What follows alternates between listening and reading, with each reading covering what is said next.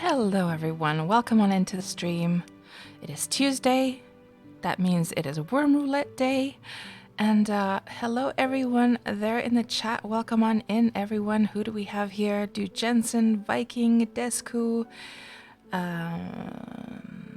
Taxi is here, did I say Talos already? I don't think I did, no. Talos is here, and then we have also Ayla. Hello, good to see you, Ayla. Donut Kebab, thank you again for that. We did a little bit of horse business with Donut yesterday. Was that actually, Donut, the first time that you visited the island over on Melody? And hello, Buzzkill, welcome on in. Oh, your roulette is your favorite. Oh, and hello, Taiki, good to see you as always. And Buzzkill.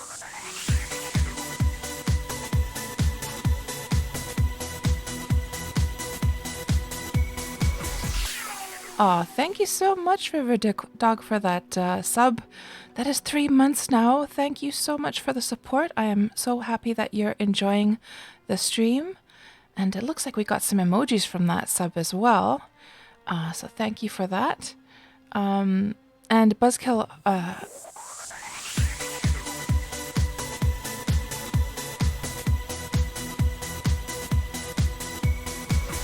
Oh, thank you, Buzzkill, as well for that sub. And you used your precious single prime sub on me, and that is very flattering. Thank you so much. I'm glad that you both are enjoying the stream so much. Oh, Donut, so it was your first time on the island. You only saw it while traveling 1 to 2 times, right? So just sort of like passing by before, right? Yes. So, let me just see if there was anything else I missed here before we go into the roulette stuff. As long as it's not Russian roulette, says Viking. And let me just see. No, you're right on time this time, Donut. Right on time.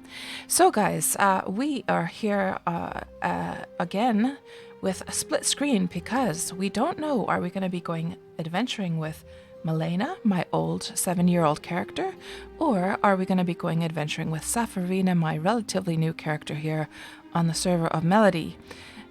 Because, of course, today is Tuesday, and I always do my Wurm Roulette streams on Tuesday, which means that we go and adventure and explore areas I've never been to before in Wurm. And you might be wondering, how is it possible, Cats? How is it possible that you have been playing this game for 7 years and you have not explored every inch of the lands? And the reason for that is because the lands are so vast, so huge, that there has just not been time to explore everything yet. So that is why we've been doing these Wurm Roulette streams. We've been doing them now for just over a year. And for this purpose, we have a handy dandy map. In fact, we have 2 handy dandy maps.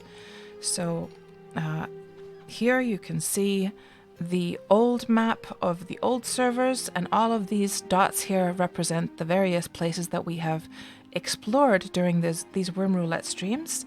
And the numbers correlate with the stream video that has been then uploaded to YouTube afterwards. Then all of the blue areas otherwise are just when I've just been exploring on my own. And then, of course, we also have the new server map over here. And this has a lot to be explored still, as we can see. You know what? I actually have to update the Melody one because I've done a little bit of my own exploring. Actually, I've explored all of this area already, but it's not marked on the map, so I'm going to have to do that. But first, we have to decide, are we going to the new servers or the old servers today? Last week, our Wurm Roulette was on the server of Xanadu, and there it is. I had to refresh. So number 53 was last week's stream, and that was quite an adventure. Really enjoyed that. So yeah, there was a lot of mobs, actually. It was, actually, guys, I mean, last week's Wurm Roulette, holy moly, it was a pretty cool one because we killed a sea serpent, We killed a champion troll, we killed a champion goblin, we found all kinds of really cool stuff, and then we eventually ended up on this beautiful, beautiful castle that was on the top of a mountain. I just have to upload the stream to YouTube still, but you can watch it here on Twitch already if you missed that. So anyhow, guys, are we going to new or old servers? Let's use our random picker wheel, spin the old Wurm Roulette, see which it's going to land on. Northern Isles is, of course, the new servers. Southern Isles is the old servers. So let's just go ahead and see where we're going to go today. Northern Isles. So we are going to the new servers this week. Okay, so the next thing we have to do is we're going to shut down this map. And we're going to take the newer map and we are going to pick a destination. So 3, 2, 1, pick destination. And it landed on a blue area down below. I know you can't really see it because it's kind of hidden by cats there. Let me just move cats out of the way for a moment. There. So let's just press this again.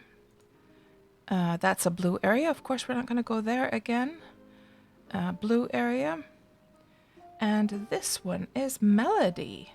And this would be, there was actually the forest giant slaying relatively near this area, but I have not explored this area. I think when I went to the forest giant slaying, we sort of went through here, but I have not seen this area. So let's go there then. We're going to Melody today, guys. Let's put cats back here in her place. So let's take a screenshot of this and plonk it into Photoshop and just update our map there on the stream and just change the Xanadu for Melody like so. Good. And let me just actually move that text to a little bit more visible spot there.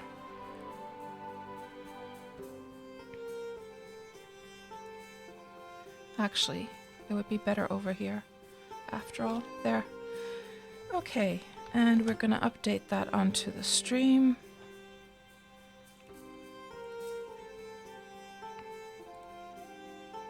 Good. That is done. So, next thing is we are going to say goodbye to Malena, even though it's a beautiful, beautiful morning here on Xanadu. But I'm afraid, Malena, you're going to have to take a rest this week. So we'll just shut that client down. And Safarina is actually ready to go. She has everything she needs. So since we're staying on Melody today, that means we do not need to take a creature cage or anything like that. We can just sail around, especially since Melody is such a small server. We can, well, actually we have to make a plan here, a game plan. Are we going to go, should we sail around the outer edges and travel up through here somewhere? Or go through here? I would rather actually do it the hard way. Now, of course, you know, what we could do is, if we wanted to do things easy, we would, let me just show actually in the client map here. If we wanted to do things the easy way, we would sail west onto another server and then pop out here on the eastern side of Melody and sail down. However, I am actually interested to see, it has been a long time. Look, Viking, look what I marked here, by the way. Look at that. So when Viking first started to play, we were looking for a deed spot for him. And remember, Viking, when we were looking for spots over here and you were almost going to deed, you were almost gonna like settle down over here, and then in the end you came and lived with us anyhow. But yeah, it has been a long time since I've sailed, and I haven't sailed all along these edges. So what we'll do is we will sail all along here. Maybe we'll park over here and then we'll try and cross the mountain over into this valley. Yes, let's do it like that. So I think we can just take this horsey with us. And speaking of horsies, guys, it has been nuts, the competition with the horse market stuff. I have made a few more sales this past week. However, there is such a huge competition with the horse sellers that they're like, everyone's like competing with the prices. Somebody lowers their, so like what happened yesterday, for instance, I'm not going to mention which market it was, but basically yesterday I put my advertisement up on the trade window, and then immediately, like literally immediately after that, another horse market advertised their own advertisement. So I went to actually go and see like what their prices are like right now, and they were much lower again. So I then drastically lowered my own.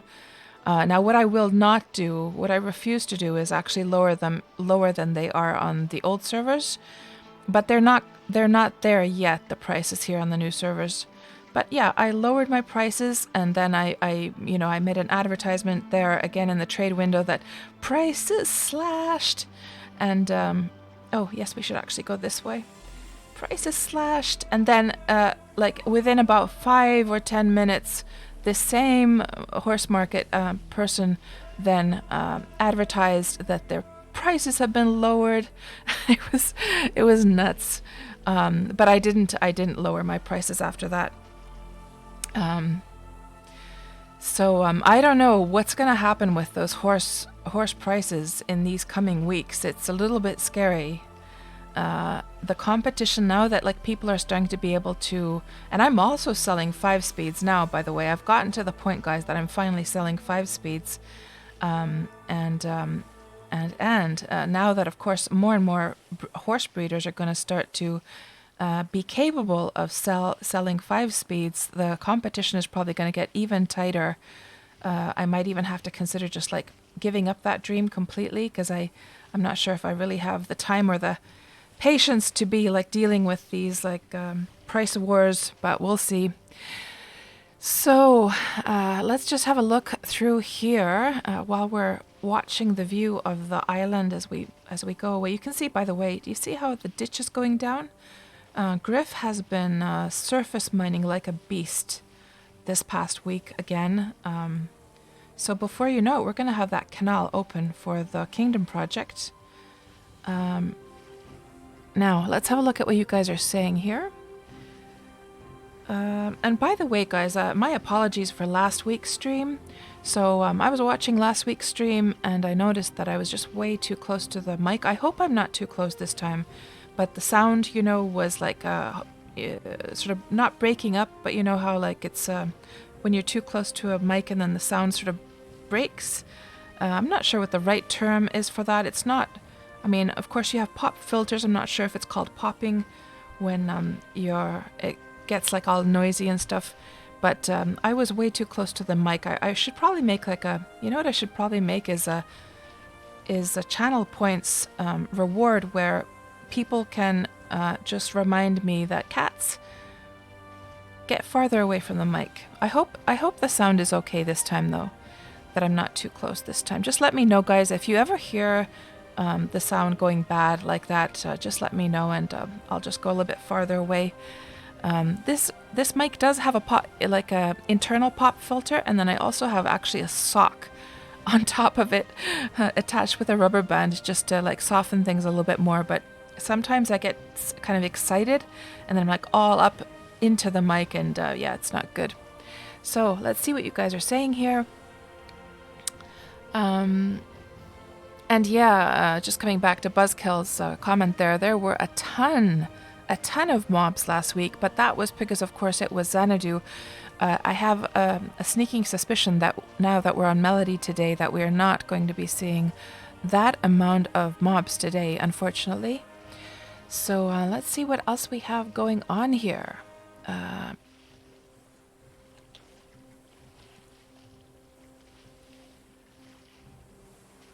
And Viking was saying, Saf, Saf, Saf. Oh, you were voting for Saf to go on an adventure today.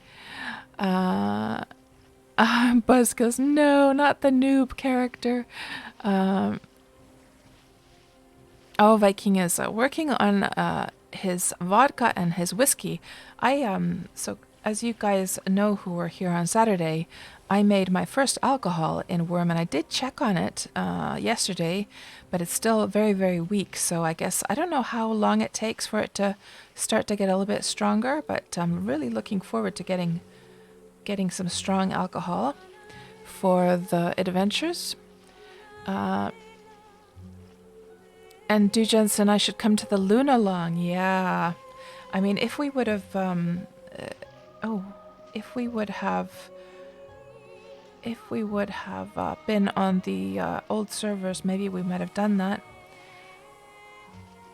So the point of why I actually want to sail, and let me just actually put some smoothing here on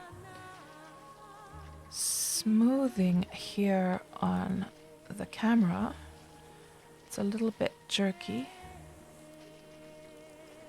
Yeah, that's better. Maybe even a bit more.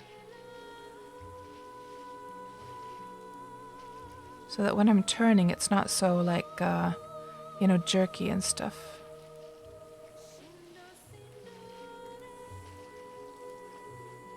Yeah, that's nicer. So the reason I wanted to go along the edge of this server is because I want to see what people have built along the outer edges of Melody. So we'll just sort of see what people have been up to here since the server started. What else do we have here in the chat?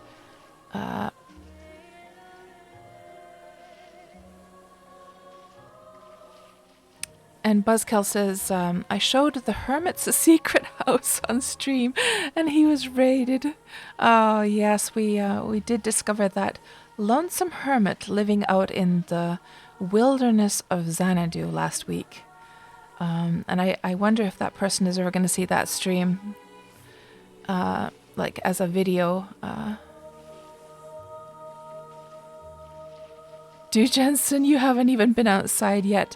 So Du Jensen is busy at the Luna Long over on Xanadu, helping out Draka and the others, and doing some imping over there. Do try and get some rest, Du Jensen. So this house, guys, I haven't seen this house yet. Let's just put on our glasses and have a look here. So what do we have going on here? Very nice little, cozy little spot here on the... See, now Viking, now that you have like a better perspective of Wurm, because of course back then you didn't really have a concept of how to start your life on Xanadu. I mean, in Wurm rather, and remember how we were looking at those, like there was these spots that just had a little bit of land. This is the kind of thing that you can actually do just on a little smidgen of land, and this is very cozy indeed. Emits Mansion. What is this place called? So you don't really need much to have a really cozy little spot. And I want to just see what this place is called. You enter Karnua. Let me just get this UI handled a little bit better. Just go on our horsey.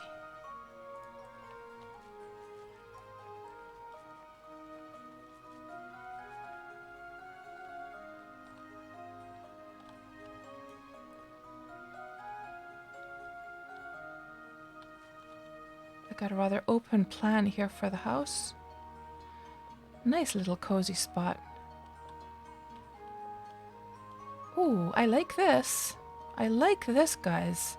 I love it when people use the mine and the houses together like that. That is so cute, guys.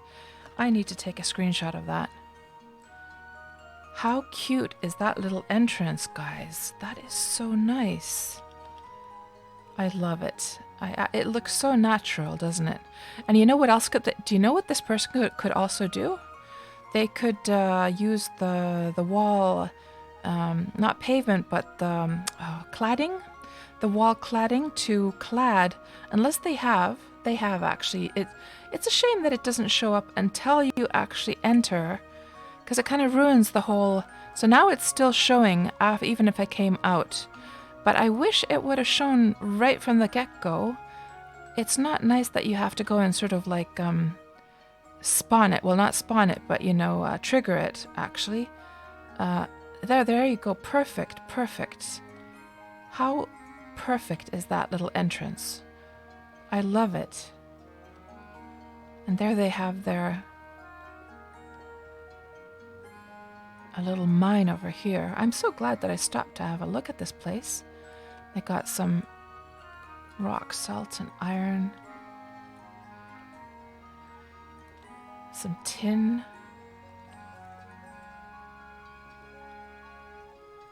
How cozy is this little space? I mean, or this little deed rather. I mean, this just goes to show, guys, you do not need much. You do not need much to have a lovely, and then a nice little workshop down here. Do they even have, yeah, they even have like an iron vein right there. Like how handy is that, eh? Their smithing shop is here right next to their iron vein. They don't have to go anywhere. This is so nicely set up, guys. I'm really impressed here. This is really nice. I am really loving this. Okay, I'm just gonna, I want to go and explore this place further here. So they have a little upstairs over here. This is gonna be, I guess, their like booze making, their distillery area. This is so nice. Let's just go see, can I explore the house a little bit more? Man. Oh, horsey, what are you doing?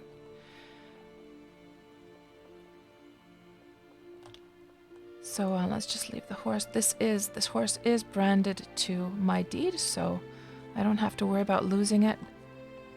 So up here they have the bedrooms, I guess. So nice little bedroom with a balcony view of the sea, like so. And then a nice little balcony here. I guess they're going to be putting some furniture so you can just sort of sit here and enjoy a drink and just look at the sunset. Oh man, guys. Do you guys remember? Oh my goodness. Is that, oh, that's just the low ropes. Okay. That is the low ropes that they're using. The high ropes are not as pretty, that's for sure. How much damage did I take? Just a little bit. What was I going to say? Do you guys remember that one stream when we were on, I forget what server it was, but there was that one stream where I was just like, my heart was kind of aching. And here's a second bedroom, or maybe it's going to be kind of a little workshop, or not workshop, but like a little, you know, maybe office of some kind, maybe a table, or I don't know. But I just love this even. I mean, I'm sure they're going to decorate this more in the future, but just the fact that they have a little balcony view out to sea. Oh, it's so cozy, guys. I love it. Well done to this person who has made this place absolutely charming. Oh, don't forget your horse, cats.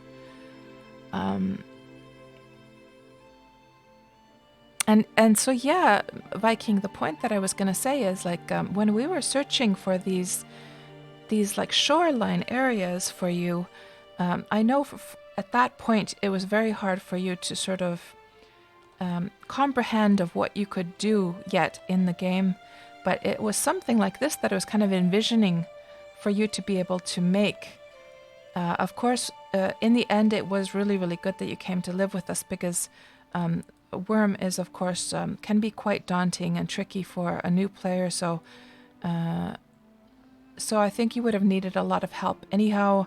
So maybe it was good that you came and lived with us in the end, and you know, got your worm skills together first, and now, of course, you're the owner of Antyrk's old deed.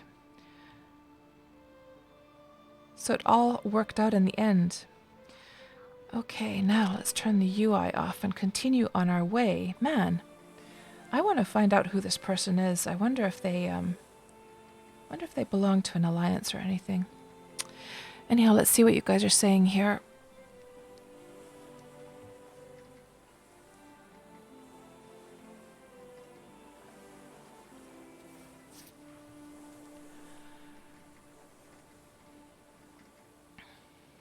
And Donut Kebab, you remember saying, wow, 5-speed horses are only 3 silver 3 weeks ago, and now they just dump it into oblivion. Yeah, my own 5-speed horses, they're actually, let's see, what is the price at right now for the brown ones? The other colors, the rare colors, are of course more expensive, and I don't even have any of the rare color yet, color ones yet. But my 5-speed brown ones right now are 1 silver 25. So I had to lower the prices yesterday yet again. But yeah, hopefully, I mean, I have some 5-speeds of the other colors. The problem is I just need to use them for breeding still at this point. So, can't be selling them quite yet.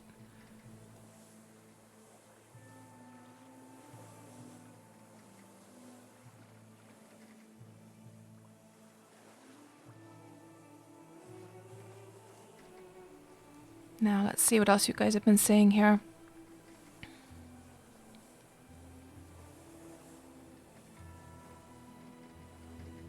And Donut says, asks, at some point, horse breeding is not worth it, right?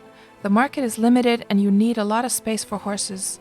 Well, I'll tell you one thing, Donut. If the prices start to go even lower than what they are on the old servers, then it literally is not worth it anymore. Yeah. Because exactly like what you say, you know, the price that you're paying for a large deed, it's just because you're having to pay for, like you say, you have to pay for a lot of space. Not that you need the physical space so much, although you do need that as well, but just the fact that for the animal ratio to not go bad, because for those who don't know, every deed has the animal ratio, so it should not go under 15%. Now, the larger your deed is, the more animals you can keep on it before they start to die on you. But if it dips under 15, your horses or your animals are going to start to just die or get sick, or else they can't, they won't be able to like breed more, or like more won't be able to be born, basically. I forget how it works, like with the births. It could be that they die right at birth, or maybe they just don't. I'm not sure. I mean, you can still breed. It's not going to stop you from breeding, but I just forget what happens with the foals when they come out. But yeah, that's a very, very good point, Donut. That is absolutely true. I've had to expand my deed into the water several times now just to keep up with the ratio. And hello there, EQ. Welcome on into the stream. And Buzzkill asks, when you pick a random area, how do you get there so easy? Is there a portal recall system? Buzzkill, there is not. There is a priest summon system in the game, but I don't use that because, of course, it would require a priest to be at the destination location and then to summon you in. And also, there is a karma system that if you, for instance, I think you can teleport to your, if you have enough karma, you can teleport to your deed once a day or something like that. Something I've never used, by the way, because usually you have your horse or your cart or something like that with you, so it's not going to teleport your horse or cart with you, only your character. So kind of useless in that regard. So Buzz, sometimes the journeys are long and tedious. Sometimes they're quite easy. It sort of depends on what the location is. Like today, we're going the long way around to our destination, so it's a longer route this time. And hello, Joda. Welcome on into the stream. Good to see you. Yeah, I can see now your guys' comments also about that cute little house. And Taiki was saying, awesome, it's nicely set up. Taylor saying, cool. Donut Kebab saying, the entrance looks cool.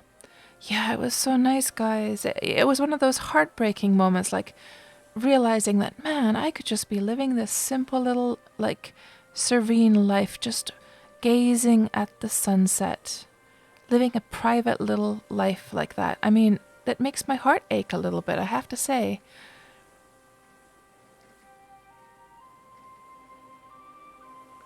Yeah, Joda.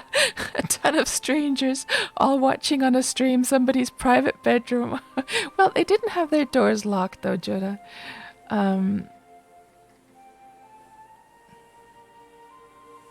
And Creepy Finger Guns, hello, welcome on into the stream. So Creepy, you were saying it sucks that one guy is crashing everything. So how do you mean about that? Do you mean over at the Lunalong? Is something going on over there? Hello, Reba, welcome on into the stream. Viking, you had a cow and a bull breed and it got pregnant, but you never saw an outcome. So sometimes, Viking, the females can have miscarriages in Wurm.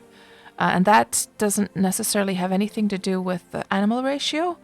But hey, by the way, Viking, now that you have the ownership of Antirg's old deed, can you not see the...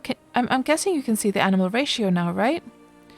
How is the animal ratio doing on the Island Pass deed? Yeah, that must be such a relief for you, being able to see that now. Ah, the horse price is right. So Creepy, is there one person who is sort of like bringing them down a lot? Like over and over and over again?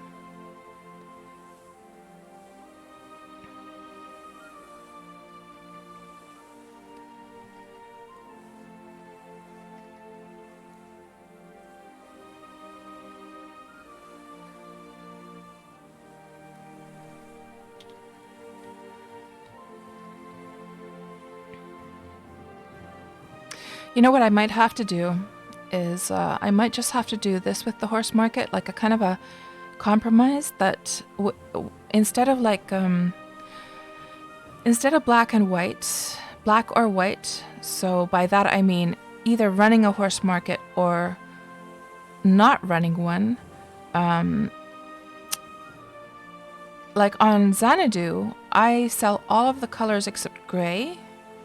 But maybe a compromise could be over here is to just only sell the rare colors and not bother with the common colors at all and just save the space and save the deed upkeep. That could be an option. I wonder if I should do that.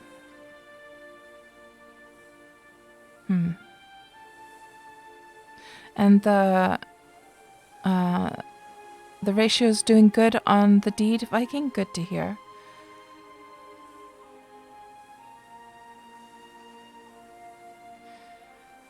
So as we can see, Viking, I mean, these were the shorelines that we were inspecting back then. Many months. I mean, how many months ago was that? That was a long time ago. And I think the spot that we were looking at for you was just around this corner over here. But the point that I was going to make is that I'm surprised at how few deeds there are here along the shorelines. Now, of course, this is rather challenging terrain because it's so steep, especially for a new player. This would be pretty bad. But, I mean, well, it's going to be interesting, Viking, to see whether anyone actually deeded that lovely little spot that we found over there. I think it had a gold vein. I think it didn't have gold and silver and lots of other good like ore. That hole, I don't think it was this one yet, no. I think it was around the corner over here because this is too steep. I think it was over here. Well, we'll see in a moment. And somebody's made a road down here. And let's just sail a little bit closer to this spot and see what we can see over here. Oh, I had didn't have my fastest speed on.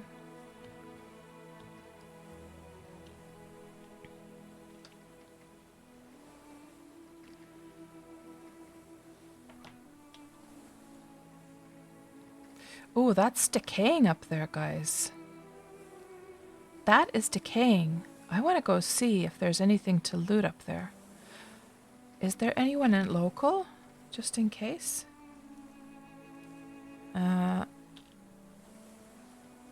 Nope, nobody in local. And are these champion spiders old, slow, huge spider? Oh, they're both slow. And there's another one. Look at all these spiders around here. Yeah, let's go and investigate a little bit.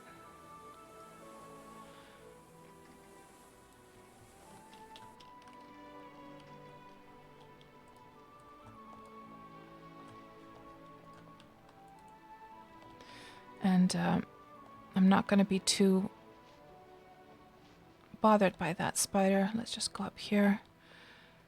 Must be a lair around. Yeah, exactly, Tuxie.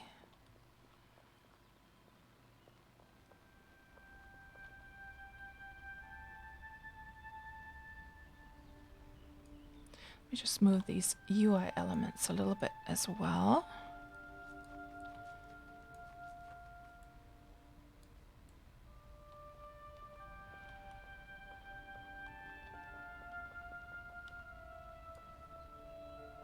Oh, Dew Jensen, I didn't notice that you had greeted me there in the chat. I'm sorry. I have to say that like a lot of times during the Wurm Roulettes, I'm not really paying attention to the chat like window at all. So since the walls have come down, this is not a valid house anymore. So anything inside the house would be able to be looted, but it looks like it's already been looted dry. Yeah, there's nothing here. And there's a hellhound as well, but I'm not going to bother with that either. Yeah, this has already been looted ages ago, so I'm assuming there must have been something inside here. Kind of hard to believe that there wouldn't be. Or what could be as well is that the person who owns this deed down below just decided maybe they had their deed a little bit like larger, and then they just decided to shave it down a little bit and just let it rot away. I'm not sure. But yeah, there was nothing of interest there. Yeah, lots of spiders in this area for sure.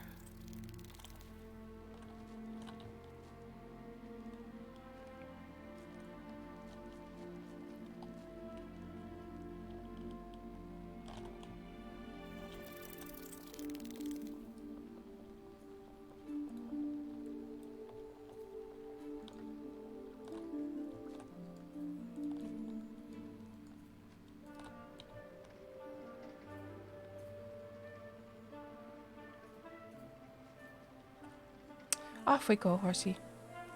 And there's lots. There's even more over there. Oh, and I didn't even notice a little marble. Wagat. Didn't notice that little house over there. Okay.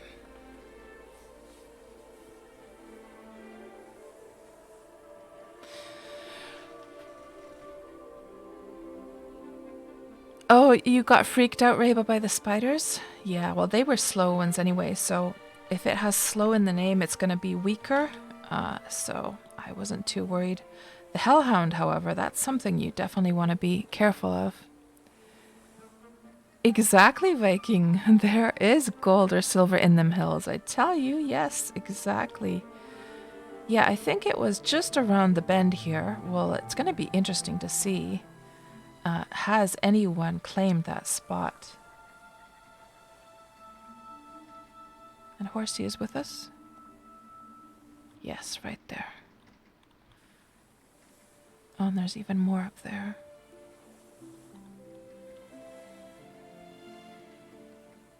The good thing about these shoreline spots is the fact that since it's so steep, it's really easy to actually park your ship right up against the shoreline because you don't have to contend with the shallow, like sandy bottom and get stuck in it.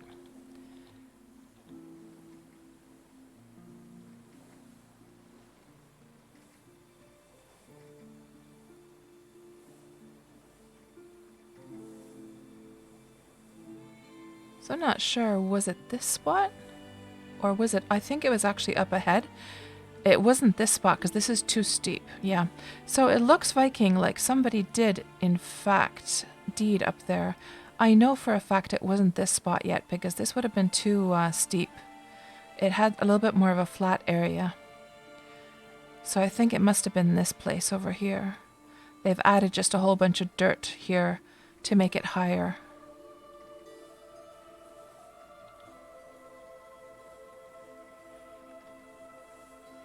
I don't think so, Viking. No. I don't think so. Let me just, Oh, it was actually...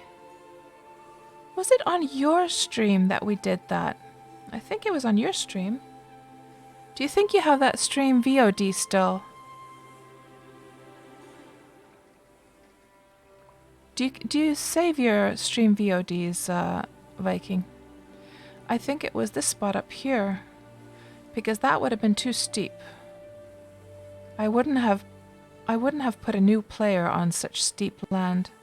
Yeah, this was definitely the spot. Definitely, definitely. No, I don't think so, Viking. Do you know why?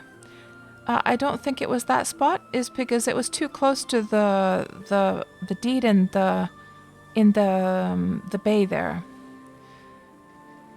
It's not this one either, though. No, no, it's not this one either. Maybe it was over here. So I did mark it on the map, you see. So let's see what I've marked on the map.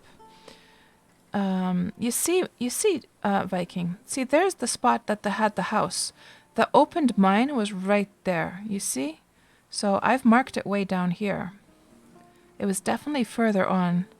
But I'm not, actually, it's not this spot either. Maybe, no. No, this is all way too steep. I'm not sure then. I'm not sure.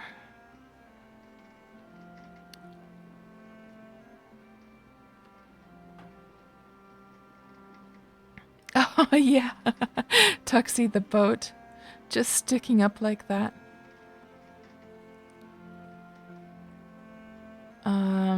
Yeah. So this is where all the Melody animals are hanging out. They're all hanging out here on the... Oh, I'm going so slow. No wonder. They're all hanging out here on the mountains. Now, I don't think it was this far. No, it was right around the corner. That's what I do remember. Couldn't have been down here, could it?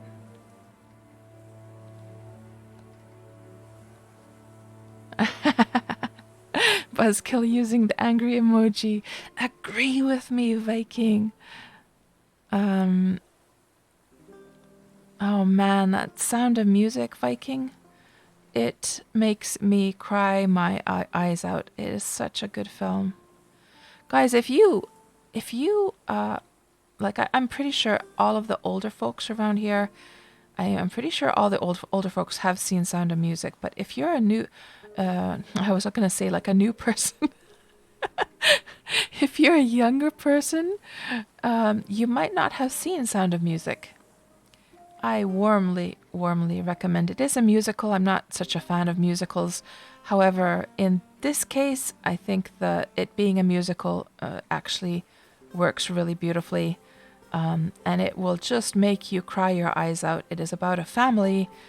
I think weren't they in Austria, and then they climbed the mountains to escape the Nazis or something like that. Something like that. But yeah, it's a gorgeous film.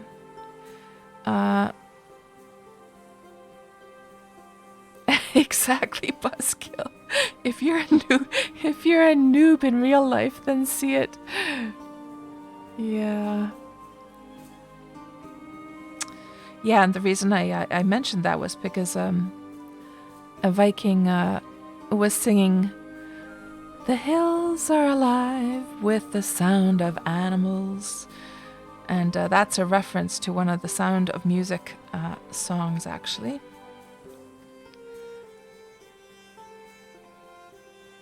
Man, that is a one high mountain, by the way. You know, guys, I think this is the mountain. Remember when there was the great black silver horse hunt on the other side when I climbed up the mountain and the Factional Fight brothers came to save me? I believe it's this mountain just on the other side where that happened. That is one high mountain.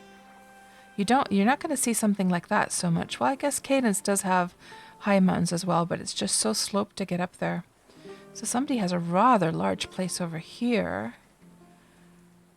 Huh. Maybe we'll just go and have a little snoop around see what this place looks like.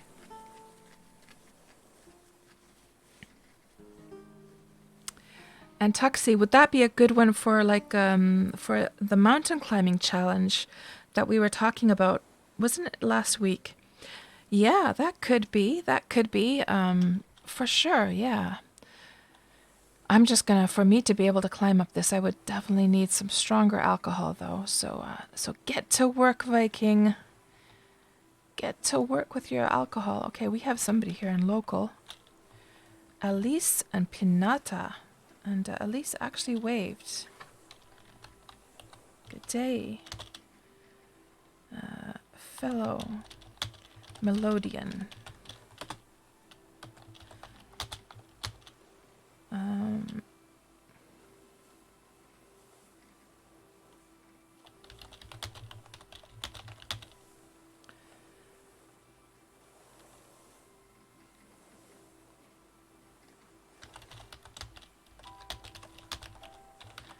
May I come ashore and check out your place?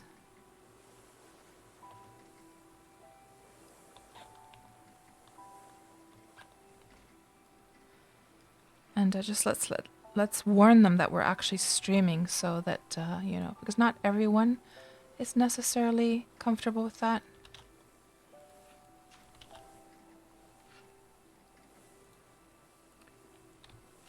And they said, of course. Let's just send them a message.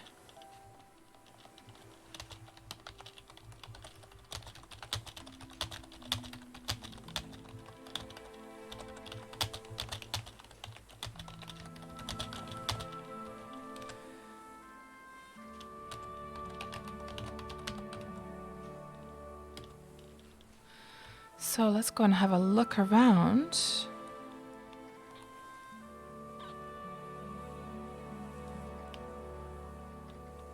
Ooh, they have a nice a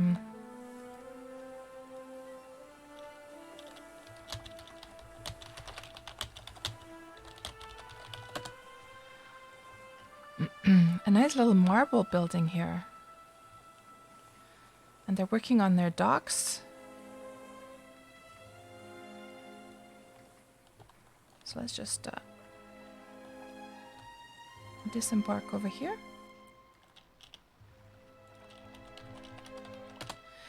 Okie dokie. Horsey,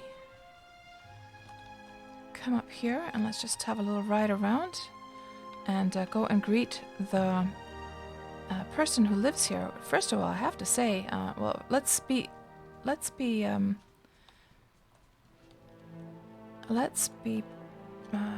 polite and go and greet them first before we start looking around. So I've got a nice little bridge going over here, which is very cozy.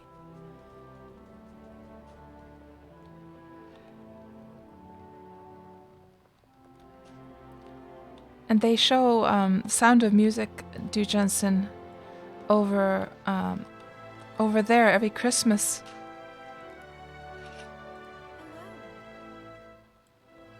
So that was actually a different person. So Elise is around here somewhere, but maybe that is either that's Elise's alt, or else that is another person living here. But I guess we might stumble upon them at some point. But yeah, let's start over here and have a look here at the.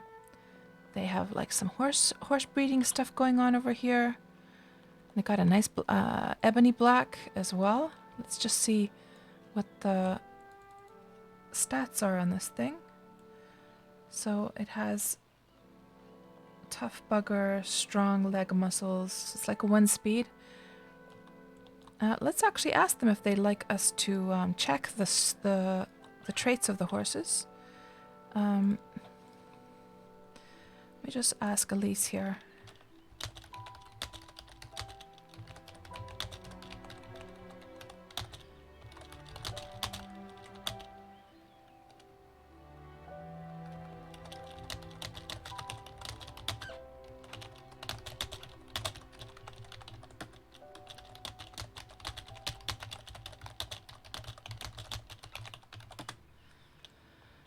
So, oh, they have a whole bunch of horses over here. So actually maybe they're farther along with their animal husbandry.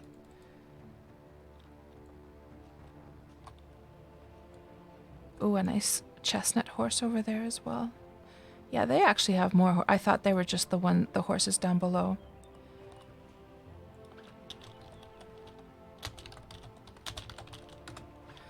So, yeah.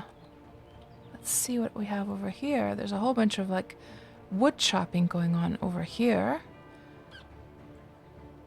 Not sure if there's plans here to build something. I see there's some terraforming. Oh, and they have their own little lake over here as well. That's cute. So it's actually, and they've made a canal going through, I'm guessing, through the lake into the sea. Imagine your own private little lake. That is really nice. That's a nice spot. Can you actually see the lake here on the oh, this must be this spot then. Yeah, very, very nice. They're working on Corbita.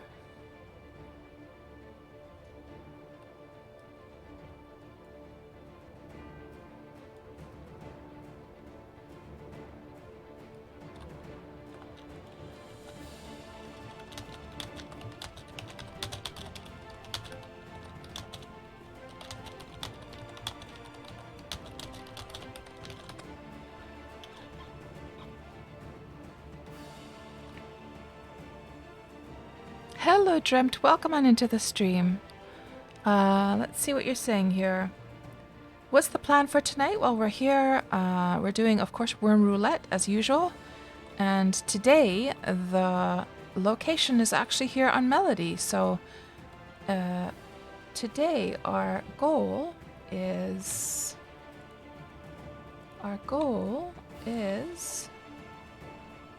Where did my browser actually go? It's right here. No. Oh, it looks like it already shut down, but you can actually see the goal there on the little map on the stream. So, and you know what we should do? We should probably mark it here as well on this map. So, let me just open that up once again in Photoshop because I can't really see it from the other monitor right now. And you are working on your digging around where you're going to build your guard tower. You're almost drowning with your main. Got one of your alts out there to save him. It's close. Yeah, it's nice to have alts. I can't count how many times I've saved the lives of my alts that have almost drowned. It really does help. So let's just mark this on the map actually. So it's right next to this tiger or whatever that's supposed to be. So we are trying to get to this spot here today. So let's just put some random stuff there. There we go. Okay. So west side of the lake. Okay, so west side is... That's north? West side. Oh, it must be over there. Okay, I can see it from here, the door, yes.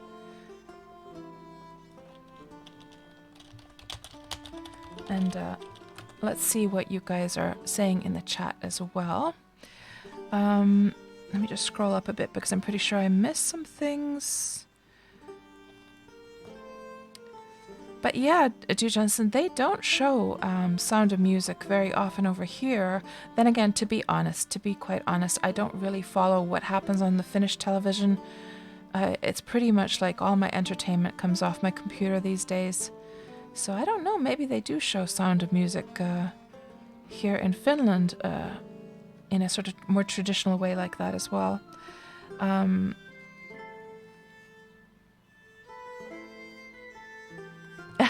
You're gonna try and find your former spot, Viking. Well, I think we can probably see it from your VOD if you have your VOD saved. And Buzzkill, oh, the Corbita, yeah. The Corbita storage might not be as much, but of course size-wise it is larger, yes. And actually, you know what we should do is we should lead the horse just in case we can't actually get in and then it gets stuck. So that one is locked. Let's go over here. Maybe this is the one that's open. So it seems both of them are... Mine doors are locked.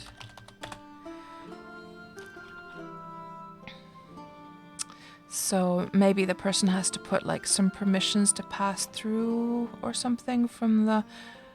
Well, they do have to do... I think they have to be... I'm not sure. How do you actually set the permissions for... Manage... Mine doors. So I think you have to do it from there. I'm not sure. And let's see what else you guys are saying.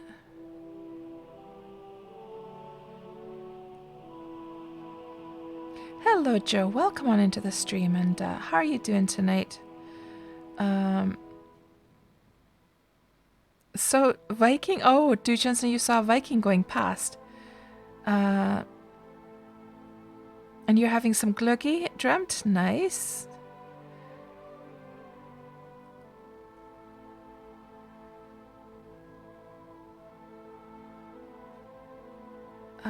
Let's see. So Viking, right, so you don't then save your highlights for Twitch. So what I do after my streams is I first of all I have the settings so it will save them. Well, obviously you must as well since you actually have them. And then I do a highlight of my streams so that they stay in the videos section. You sort of have to do that like separately. Do I like gluggy? Asks Dreamt. I do, and I put. I'm guessing that over in Sweden they do the same thing as here in Finland. That you guys put a little bit of maybe some almond shavings into the gluggy, right? Maybe a couple of raisins. I don't really like the raisins myself, but I do put the almond shavings. Yes, mandeli. That's right. So it's mandel in Swedish. Hello, Sergeant Scully. Welcome on into the stream. I'm doing good, thanks. We're here doing another Wurm Roulette, and today's Wurm Roulette is here on Melody. And let's just see what this person... I can put my glasses back on. Let's see. Grisha's next to the mine doors. I wonder if I went to the right one.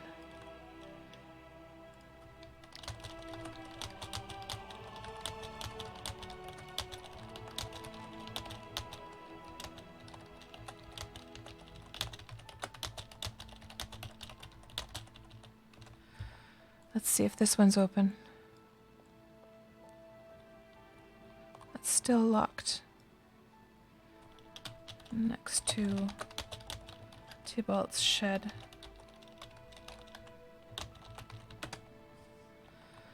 Yeah, I think I'm probably at the wrong mine openings right now. Alyssa said west of the lake, so I thought that this would be... Because these are the ones that are west of the lake, but maybe they're down below. Maybe I went too far. Let's see.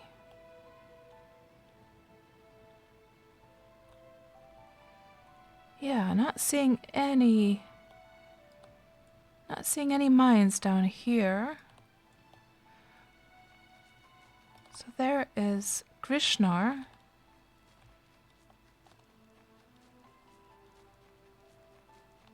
Oh, hold on. Hello. Maybe it's a rock mine opening like a door. Let me just see. Oh, there we go. It was a rock mine door. Found it. Yeah, I didn't realize, of course, because it was rock from afar, right? So I didn't realize. So let's have a look at the mine here. That is one thing, by the way, the rock door, guys, which is kind of a cool thing that you can mask. Is that the word I'm looking for? That you can hide like a hidden place inside of a mountain. So you know what I've often like fantasized about? I've fantasized about making a like secret little place under a mountain on the PvP servers and just hiding out there. However, the PvP guys have said to me when I've sort of presented that idea, they've said, nah, we would find you very quickly, actually. Of course, if you had a deed, that would expose you, because then the deed token would be up on the surface of the mine. Now, I kind of wish you could have the deed token also inside the mine, so you could literally live a secret dwarven life underground. Disguised, that's the word I was looking for. Thank you, Viking, yes. So this mine seems to go on forever. I wonder, does it go all the way through the mountain? Because if it does, that's pretty handy. I just want to see if this actually goes all the way through. I think it does, guys. I think this goes all the way through the mountain. There's going to be a lot of like mine supports this is going to need so that it doesn't start to collapse.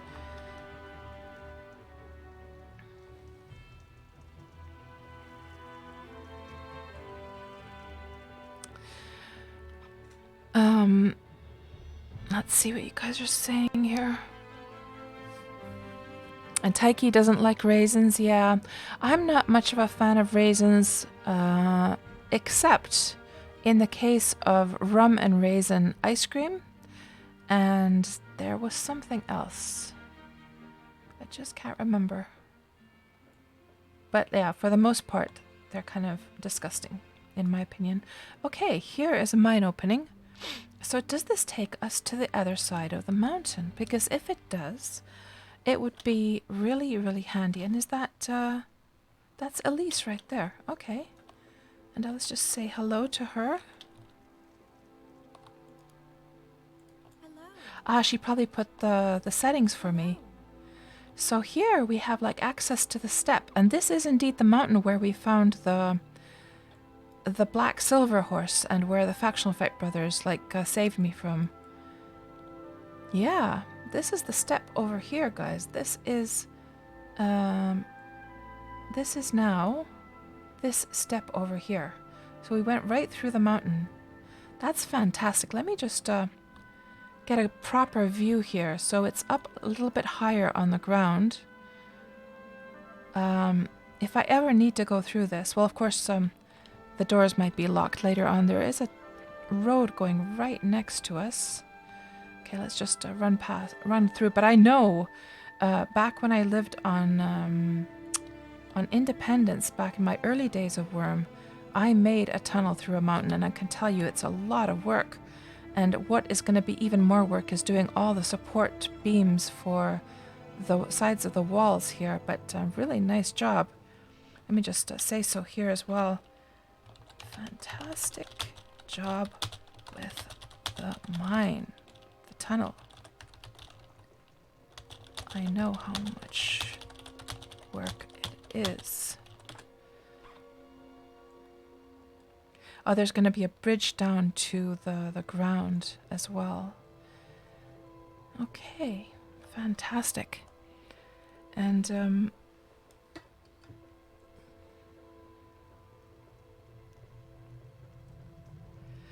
no, Viking, that is not the spot. Nope. Do you mean the one in the little bay?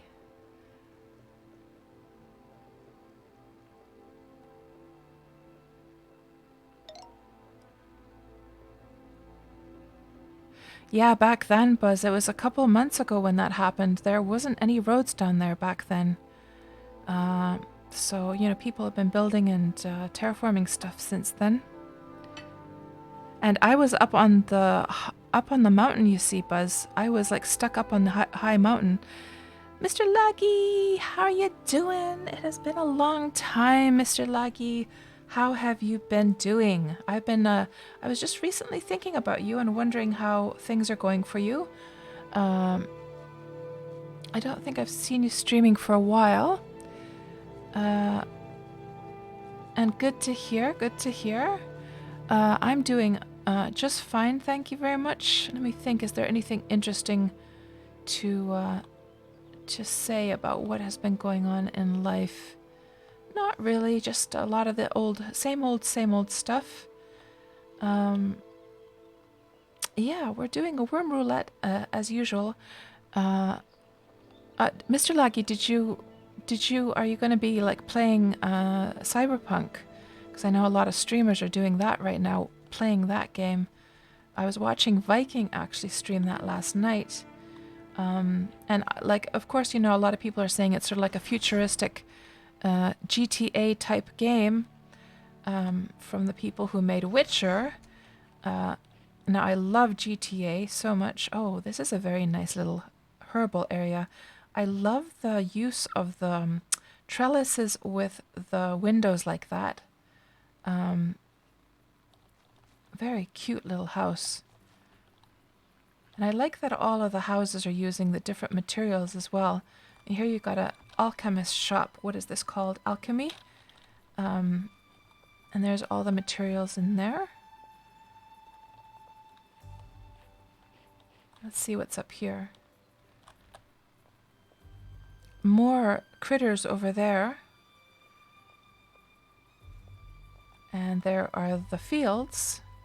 So this is quite a nice view up here when you're like tending to the fields. I like how you can see out to the sort of a little bit up higher. So I can imagine like raking the farms here. Like you would want, since raking and farming the fields is such a tedious sort of boring thing to do, you definitely want to have a spot that is scenic and beautiful to look at while you're doing that. Because it's kind of depressing stuff to do anyhow. So... And then there was a marble building down here that I wanted to have a closer look at as well.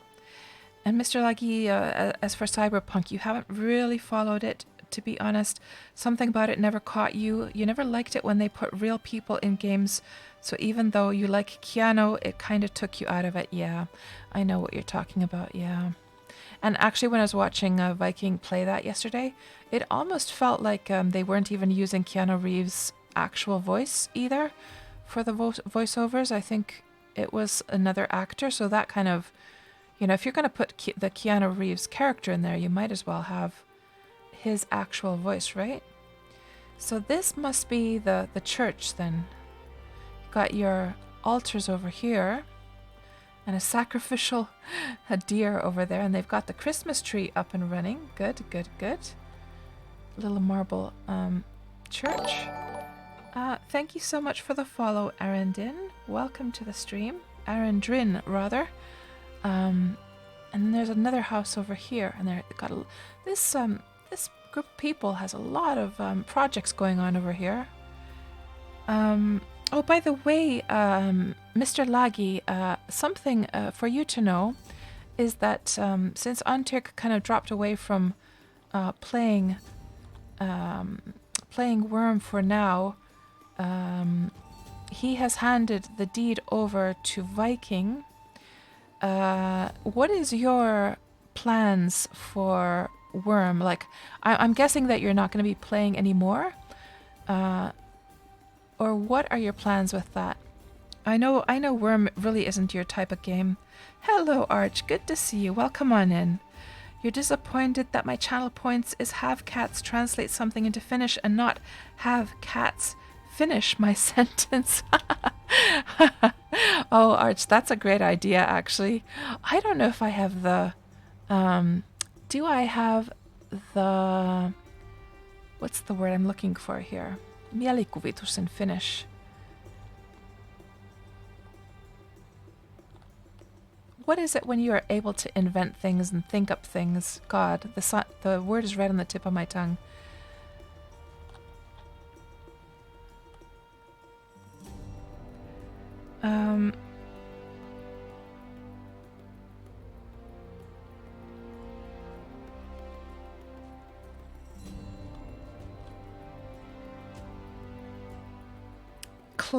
Close, guys. Hello, Zoid Gamer. Welcome into the stream. Oh no! What is it when you are able to think up things? You're able to, you're able to, your brain has a sense of, oh God, imagination. Thank you, Zoid. That happens to me a lot, guys. I'm kind of worried. Like I lose words these days, and sometimes I wonder, you know, is that normal for a 50-year-old to be able to, or to be losing words like that? Sometimes I worry.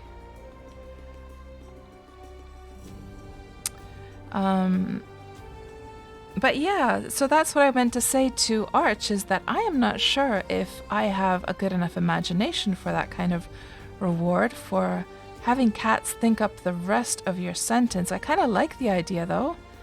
Oh, I like the little pathway here. And using the rope bridges and then the flower beds. That's a really pretty little entrance into the church. Anyhow, I think we're gonna move on and continue our explorations. So let's just say some nice goodbyes to the locals here.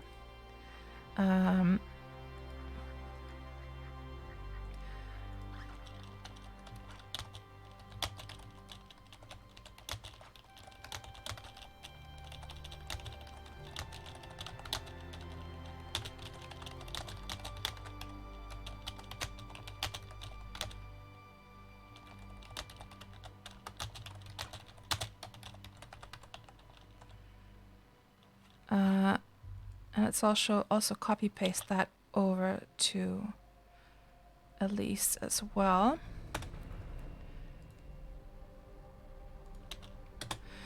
Good. And somebody is sailing over there. If I had a spyglass, I'd be able to see who it is. Okay, Horsey, we're gonna continue our adventure now. So let's just hop onto the ship.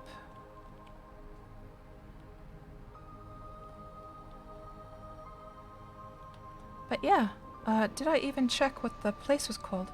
Quiet Cove is what this place is called, and they're nestled right there at the root of this mountain.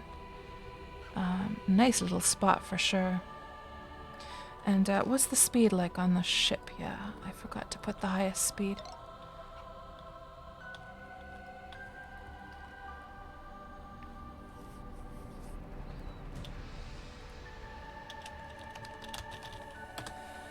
Okie dokie. Now, let's catch up with what you guys are saying here. I have to scroll up. I think I missed some stuff earlier on as well.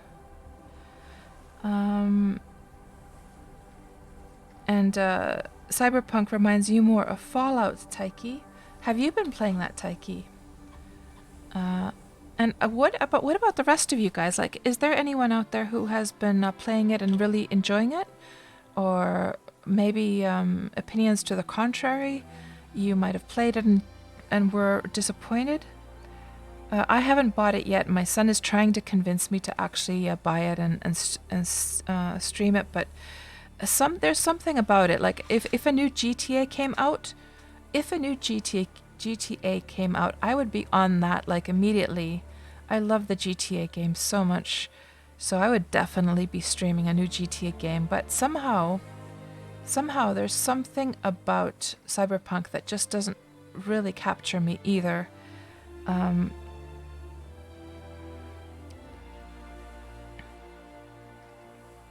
Oh, stacked portcullises, Tuxie. Oh, right, I didn't notice. But yeah, people do tend to use the portcullises as like these sort of tall windows. I also am using those with my my shipyard building over on Xanadu. They do look really nice. Okay, let me just go back. Way back. I missed some stuff way back here.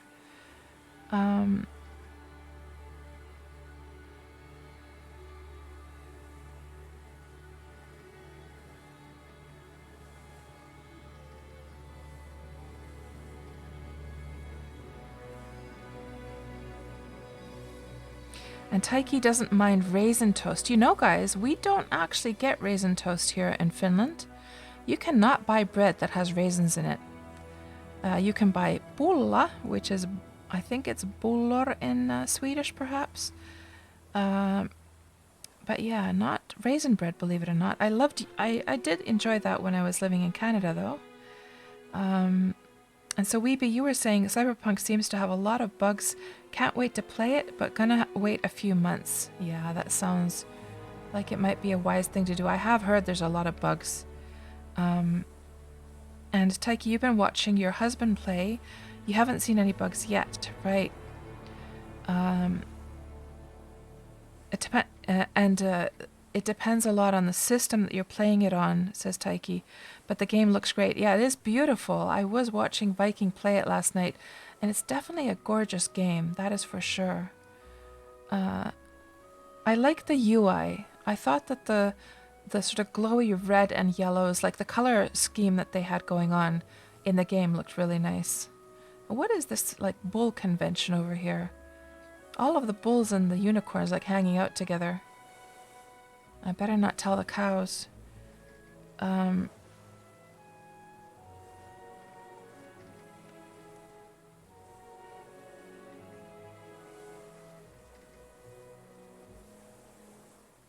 Buzzkill says it's more of a Fallout feel. Definitely got the very buggy Bethesda feel, right?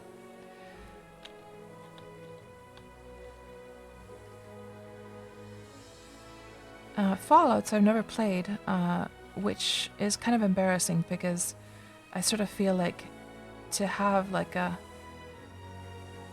to be civilized in the ways of games, you should have played at least one Fallout, but I have not. I started to play one of them. I forget which one it was. I started to play it, but then it didn't really capture me, so I didn't go too far. And Taiki, you don't understand the bugs at all because you haven't seen a single one yet, right? So maybe it is sort of related to what system you're on then.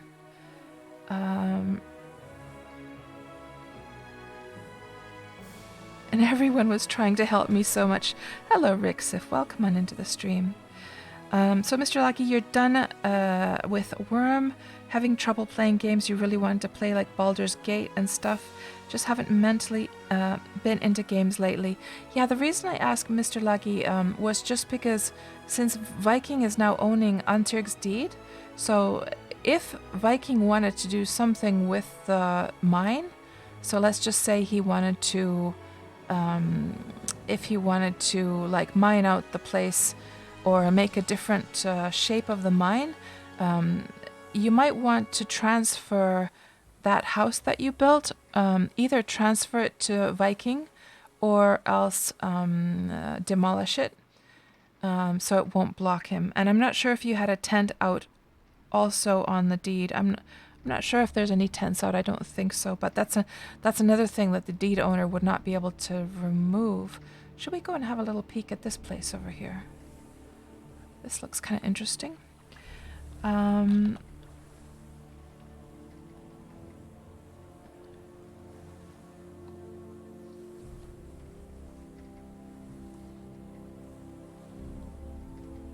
Oh, is that? Do you think that's what? Arch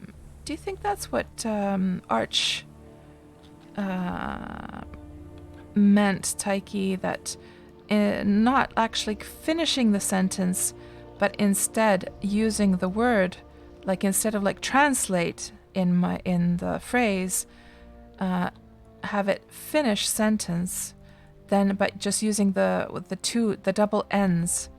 I guess the only problem with that, if that's what you meant, Arch, the only problem with that is that not everyone has the best grammar, especially if they're a non-native English speaker.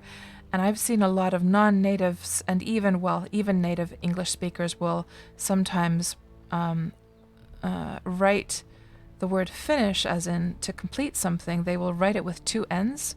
And of course, it only has one N. So there is a sort of danger that people will actually misinterpret the sentence and assume that it really meant that they wouldn't understand the pun, you know? So there seems to be an inn over here. What is this place called? This is called Hungry Woods. Hungry Woods. Ooh, I quite like how this little house over here has the archway, and then sort of like you've got the little bits on the sides here, and then an archway over here. That's quite charming. I mean, it's not like It's not like it's anything huge, but somehow just this design really, really works well. I haven't built anything quite like that myself ever, so let's just take a screenshot of that and put that into my book of inspirational designs. Let's go see what's over here.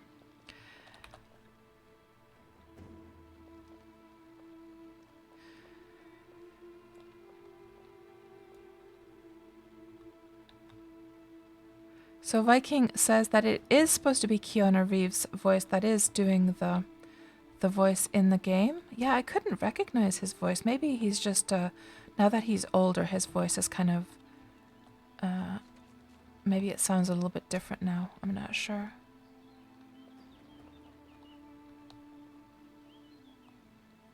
So these guys have a nice little foresty area over here.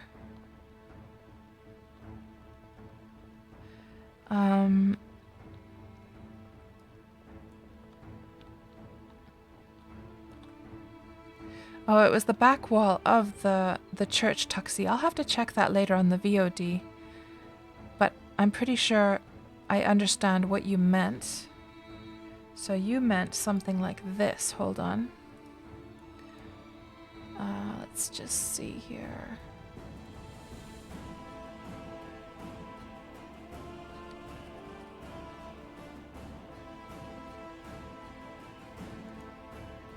So I'm guessing that you saw something like this.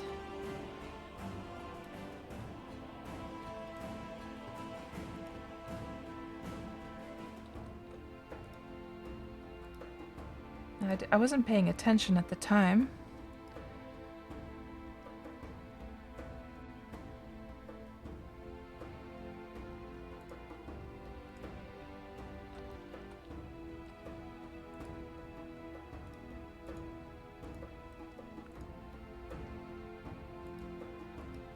But what a lot of people do is they have, you know, high stacks of the portcullises, and then even better if it's topped off at the very top with marble bars, or the bar is like one, so like so. So it has that sort of finishing touch. Was it something like this that you saw, Tuxie? I'm guessing it is. But yeah, I have this sort of same system on my ship harbor building over on Xanadu, and it is quite nice, isn't it? And then of course another classic one that you'll see used quite a bit is this one where you've got the T. Let me just put another marble wall at the bottom there, and then one here. And then one here. So another classic is, of course, the T wall, then using the high fence.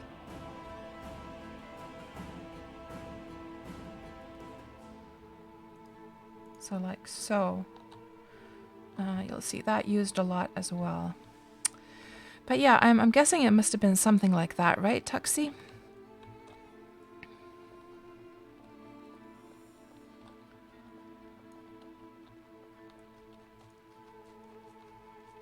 And Tuxie, you watched some people streaming Cyberpunk, but it wasn't really capturing your interest either.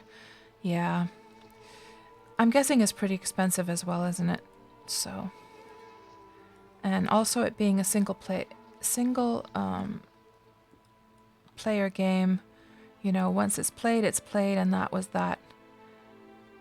I have to say I'm much more an MMO person these days. But GTA games I will play. Those are the... Well, any Rockstar games, really. I enjoy all the Rockstar games. Let's see. There. And this is actually Holly's... I haven't seen Holly log on for a while. Holly Dragon. She has 2 deeds, and this is her little shoreline deed. I wonder if those are like the stone bricks she's been like... I'm not gonna take them, but she has been leaving me stone bricks here. And I wonder if these are full of stone bricks, they might be just be intended for me. Let me just see if there's a name on the crates. I'm not seeing a name. Stone shards. You know, I'm pretty sure that these stone shards are meant for me. I just don't know. So obviously I'm not gonna touch them. But she has been contributing stone and stone bricks for the Kingdom project, you see. But yeah, we'll just leave those. And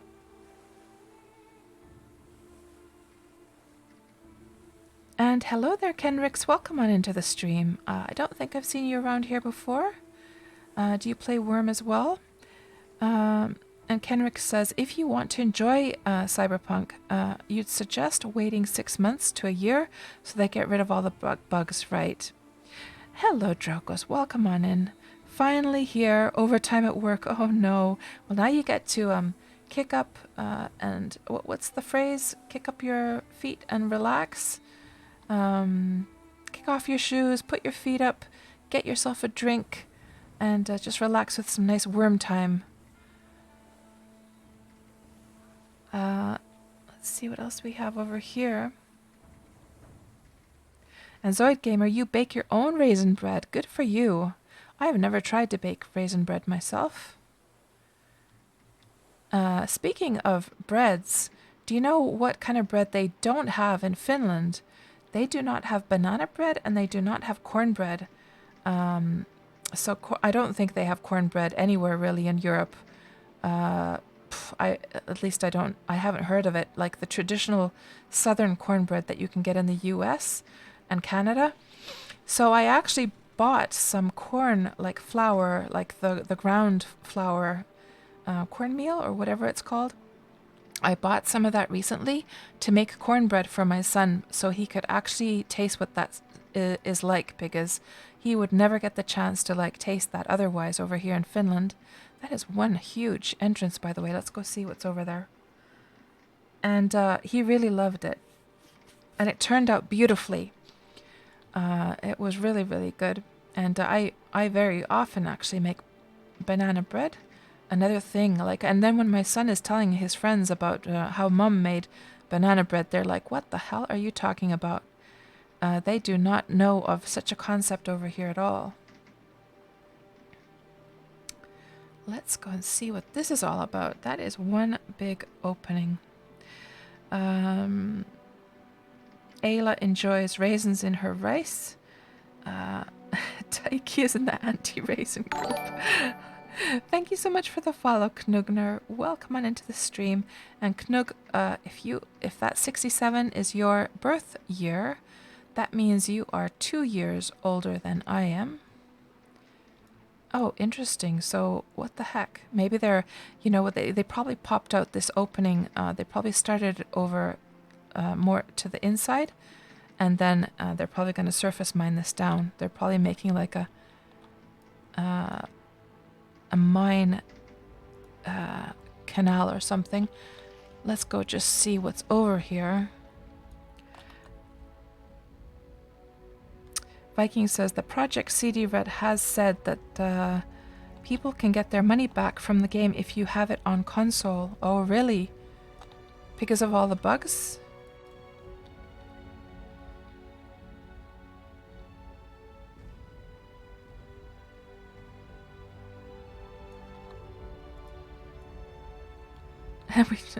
Because of all the bugs, and then we see some cave bugs here.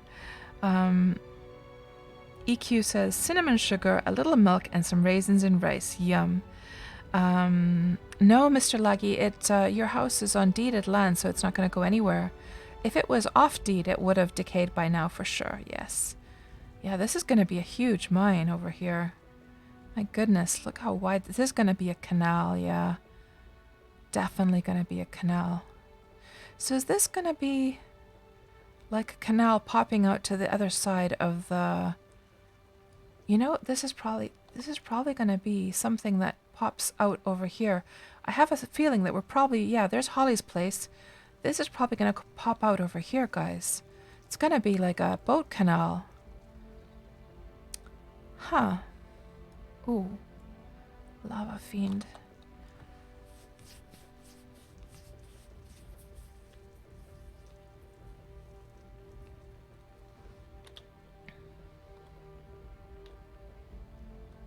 And Reba says, couldn't he make it a democracy or something? I think that's a way you can change who the mayor is. Yeah, well, Viking has the ownership of it now, so it's, I think it's all good right now. But that's good to know. I didn't know that that's how the democracy thing works in Wurm. Barbarian says, Viking. Hello, Jincheko. Welcome to the stream and good morning. Oh, what do we have over here?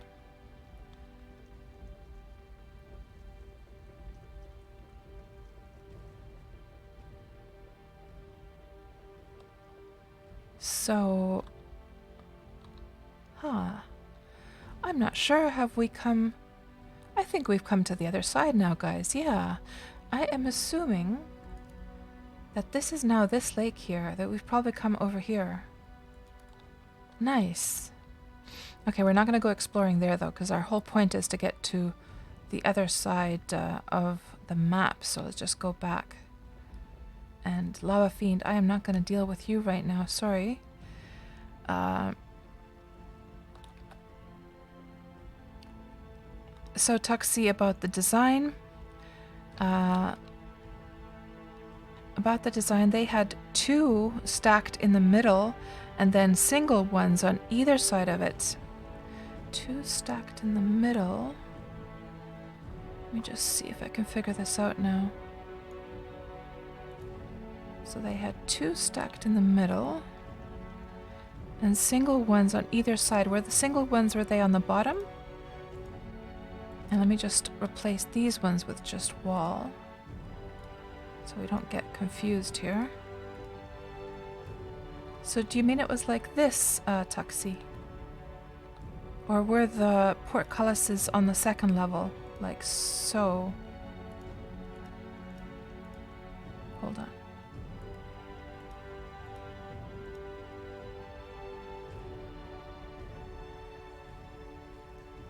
Oh, and I think, I think my sound volume is quite quiet, isn't it, by the way? A little bit on the quiet side. Well, actually, we were going in the water, so... uh-oh. So we bumped into that. I guess we're going in this direction, aren't we? There.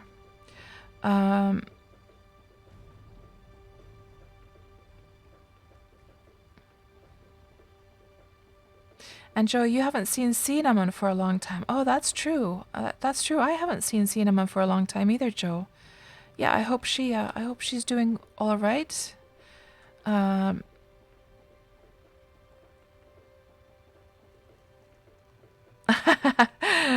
Buzzkill. Cornbread is awful, so it's like a good thing that we don't have it in Finland. Oh no, it's so good. A little bit of right out of the oven, slather a little bit of butter on top or margarine. So yummy, yum, yum. So yeah, this is going to be a canal, guys, for ships. That's going to be handy to be able to get to the other side. Okay.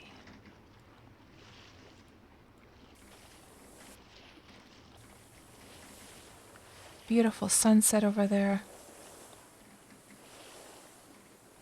And Horsey, are you coming with us? Yes. Okay. So we're going to continue on our way. So what we're trying to do, guys, is we left my place over here. We came up. We've been going all along this shoreline. All along. We passed this place. That's the place we were just visiting a bit back. And this is where the canal went through. And now we're going to continue on our way until we reach this place, and then we're going to go through the mountain and go to our destination. So just sort of checking what has been done here on the edges of the map since the Steam launch, because I've never been this far yet. I've never seen these edges before. So kind of interesting to see what kind of deeds are going on over here.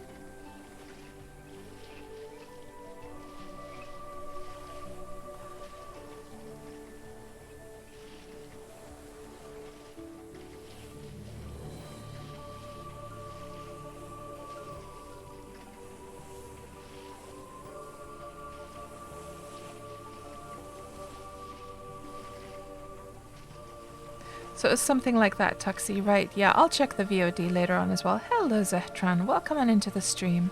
Good to see you as always.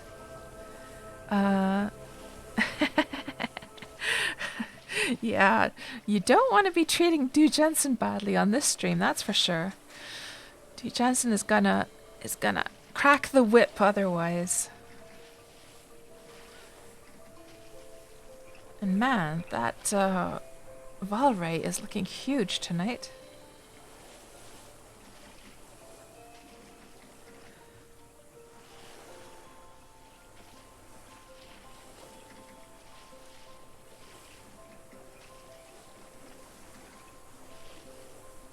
Beautiful. And you know what, by the way, something that came to mind, just because it's nighttime right now, is because, or is rather the fact that, like last night, I was building 23 of the boys, or I'm not even sure how you pronounce them, but I'm talking about the little floating barrels that have the lanterns on top. So I had never built those before, and I built 23 of them to surround the island. And first of all, I have to say that building them was a huge, huge job, because first you have to build anchors, you have to build mooring ropes, you have to turn the anchors and the mooring ropes into mooring anchors or whatever they're called. Then you have to build barrels, small barrels, and then you combine those with the anchors, and then you still have to add on top of that, you have to add a metal lamp and a shaft, if I remember correctly. And that was just a huge amount of work just to make one lamp. Now, here's the thing. Something really, really weird happened to me. So I had made 23 of them, and then at one point, I suddenly had 18 of them, so they were already finished at this point. After all that effort, they were finally finished. And here's the thing as well. So when you're making anchors, they actually use up a huge... 1 second, guys.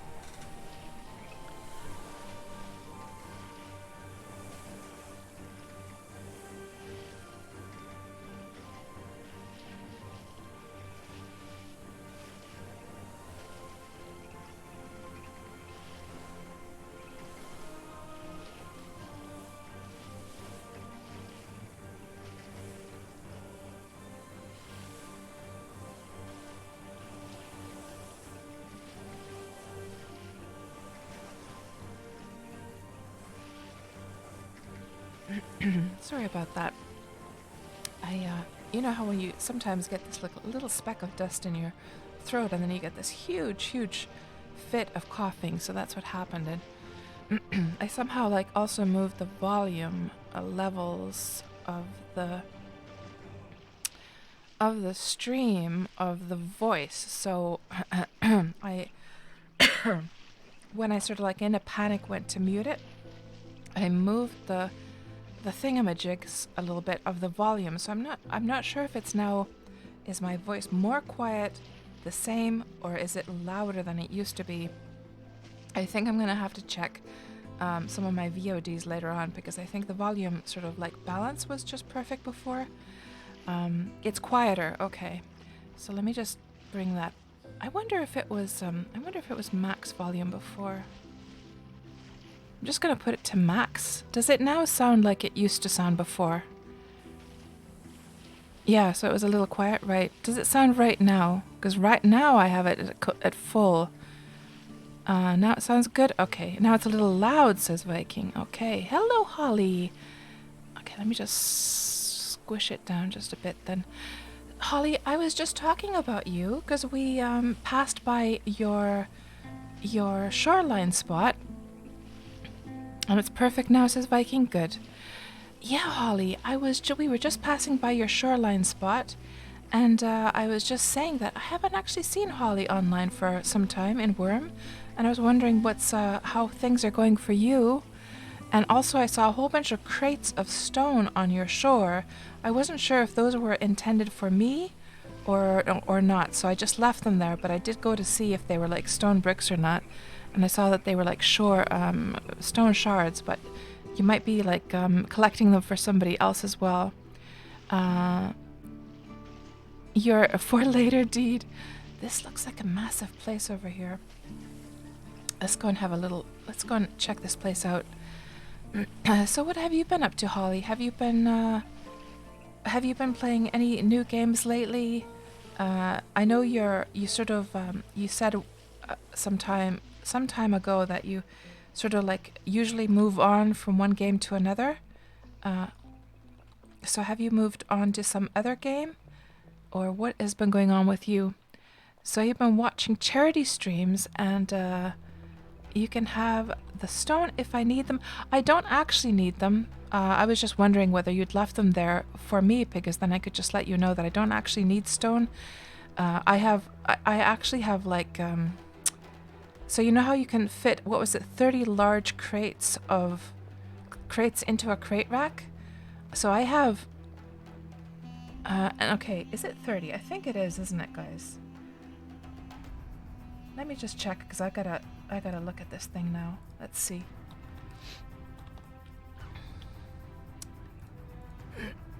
Crate, rack, worm.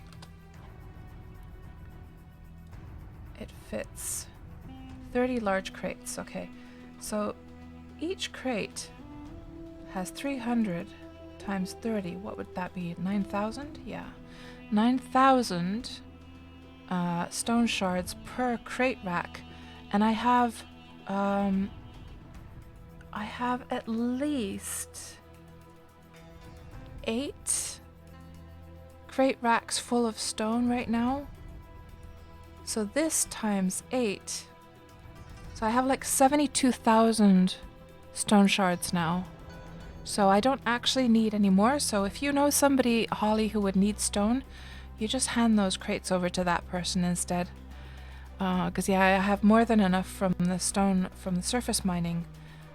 But thank you for, you know, the help that you gave before, and the stone shards and stone bricks that you gave before. I think it was stone bricks that you actually gave the last time.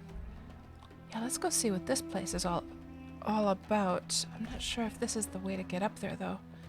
Oh, maybe here.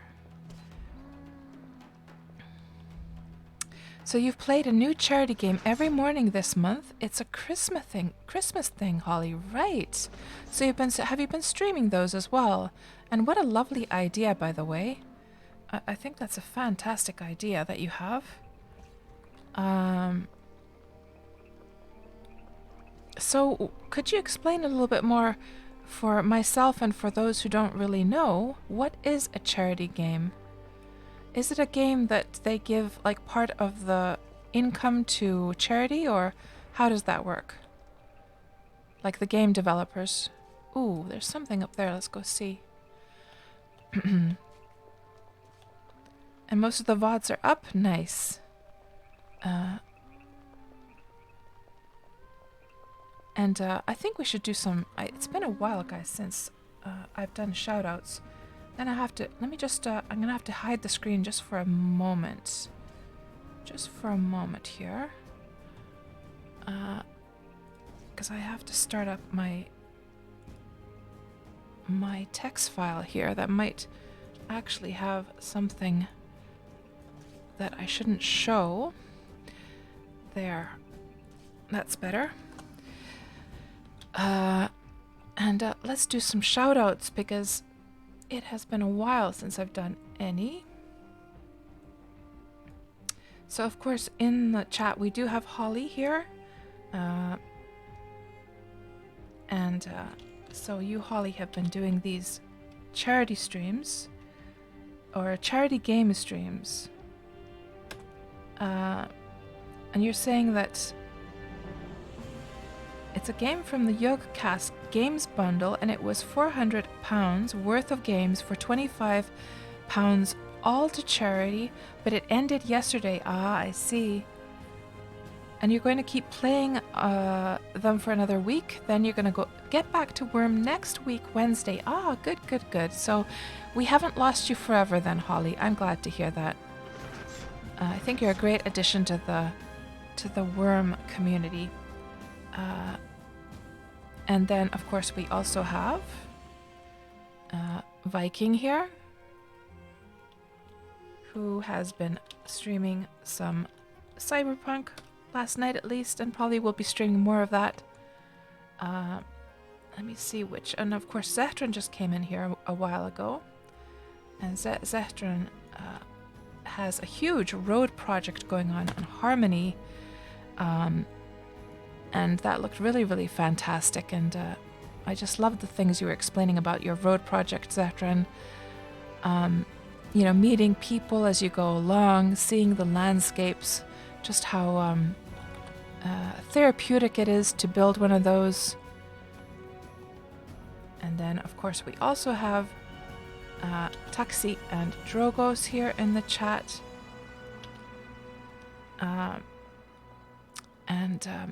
Those guys, I love their streams because they have just like, I think out of all of the streamers, I think you guys have like the best ideas. And like, now when we were talking about the word imagination, which I now managed to remember, I think your guys' imagination is just really, really great. Oh, is this like decaying, this place over here? Yeah, I think this place is like falling down. I'm not sure. No. At least the fence was. Within the village of Montreal. Okay, so no, it's just the fence. Maybe the fence was just outside of the deed boundaries or something. And then, of course, we also have Taiki in the house. Let me just get Taiki's link here as well. Taiki is a new Wurm player. Well, not so new anymore. Actually, Taiki has been learning the ins and outs of this game at such a huge, huge speed. I mean, Taiki, you've come so far since you started to play Wurm. You're now in the position that you're actually giving a lot of great advice to other new players.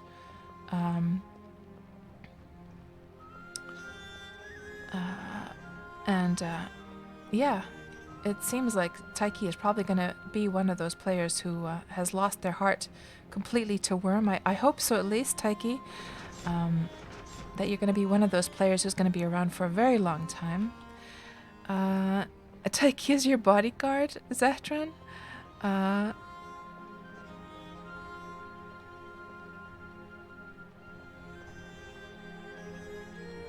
And of course, Arch as well. How could I forget Arch? Arch is, of course, our community manager in Wurm, but he also streams.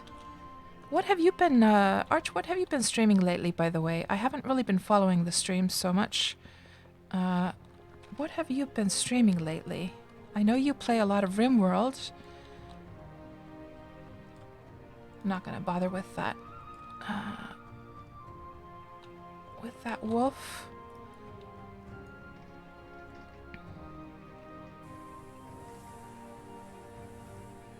Ah, the horse isn't coming with me because, of course, the lead was queued after attacking the wolf. So I might just have to kill off that wolf if I want to lead the horse. We'll see. Just gonna have to cancel that one. You start leading the horse, okay. And now the horse is coming with us. Good. And you're gonna have to go, Talos. Have a good evening, Talos, and thank you so much for stopping by. I'll talk to you soon. So you've been playing Haven, Arch, and it's a beautiful game.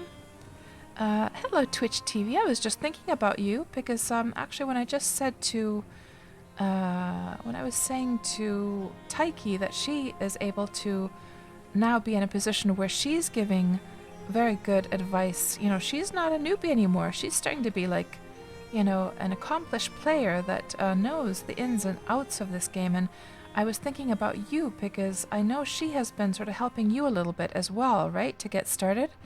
I believe she came over to your place. And And of course, Twitch TV Wurm is also a new Wurm streamer as well.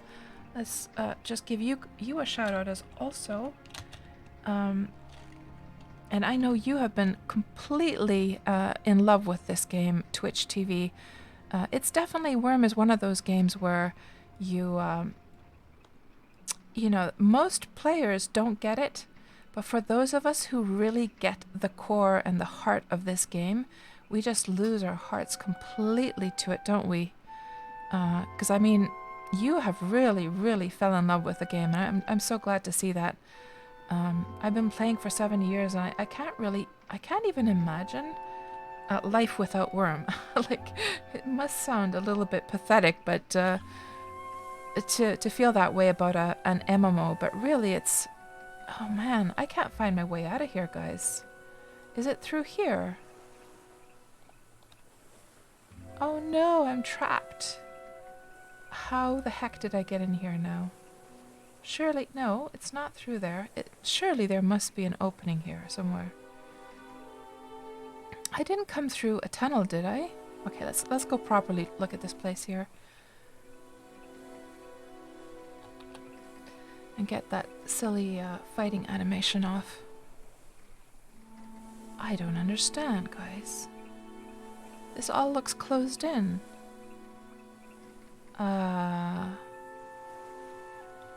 How did I get in here?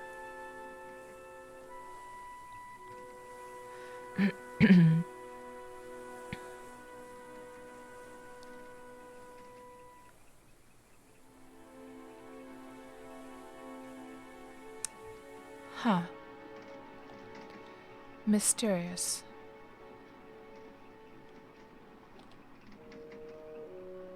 Yeah, it's not here. And is the speed again too slow? It is.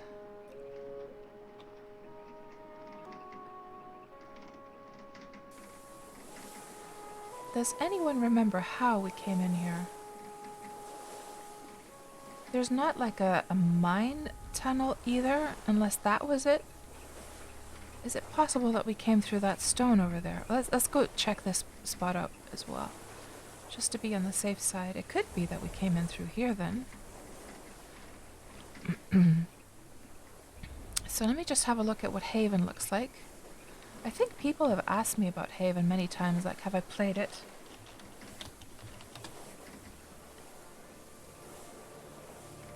So is it this one, Arch, that you're playing?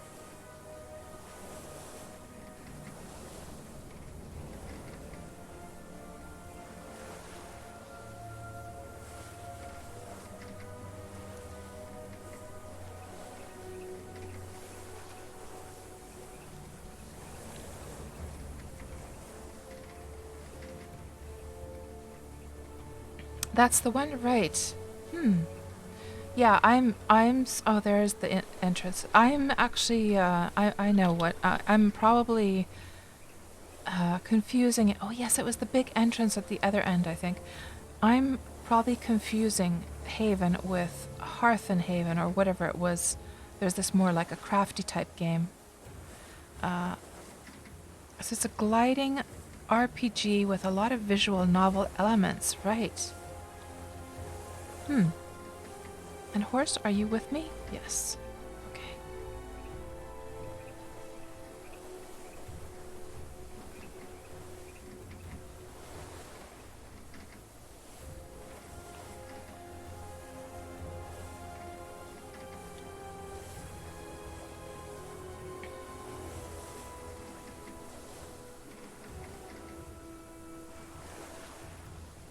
Oh yes, before I got that fit of coughing, guys, I just realized that I never finished my story. So I had made 23 of those buoys, or however you pronounce them, the floating things in the water.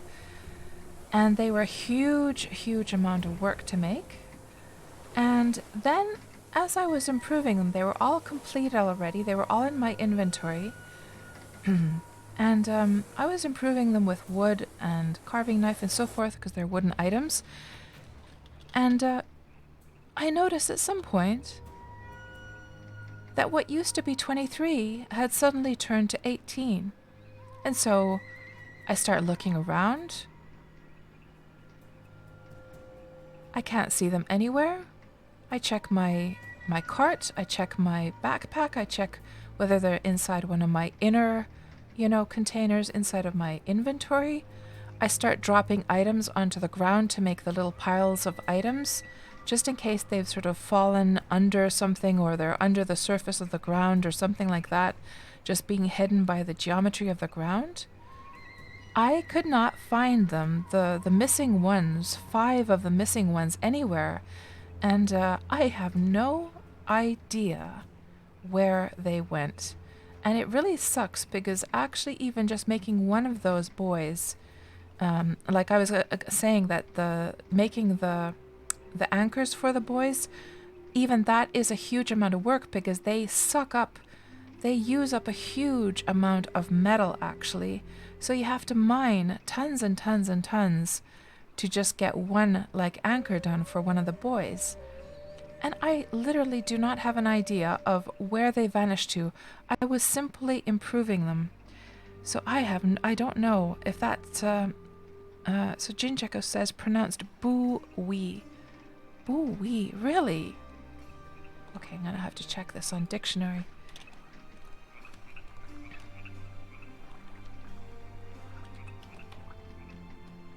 I think it's written like this, isn't it? Boy. Boy. Okay, so maybe it's pronounced in North America and England differently? Boy. This just sounds like boy. Boy. Hello, Pak. Welcome on into the stream. Yes, Tuxie, I was definitely, I literally spent an hour looking for them because I was so devastated that 5 of them just vanished from my inventory. And there's no reason why they should have vanished because all I was doing was just standing there and just improving them. Have you guys ever had that happen? That you're just standing there doing something and something just vanishes from your inventory. Now obviously sometimes things can break when you're using them, and then they will vanish of course then, but I don't see any reason why 5 of them would have vanished, especially since I was improving them. I don't understand.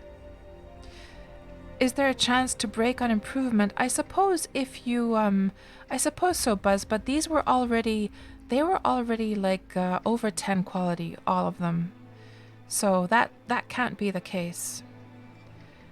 Yeah. Has that ever happened to you guys? Hello, Sirven. Welcome on into the stream. No, but you broke your oak grooming brush last weekend, Sirven. Oh, no. Here is, of course, another Wurm streamer, Sirven.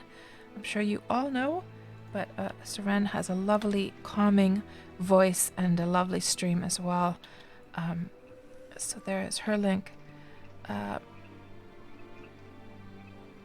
So, Tuxie, you had a similar thing, trying to plant herbs into planters, but you realized that you were clicking plant, not plant. Yeah, I did the same thing, Tuxie.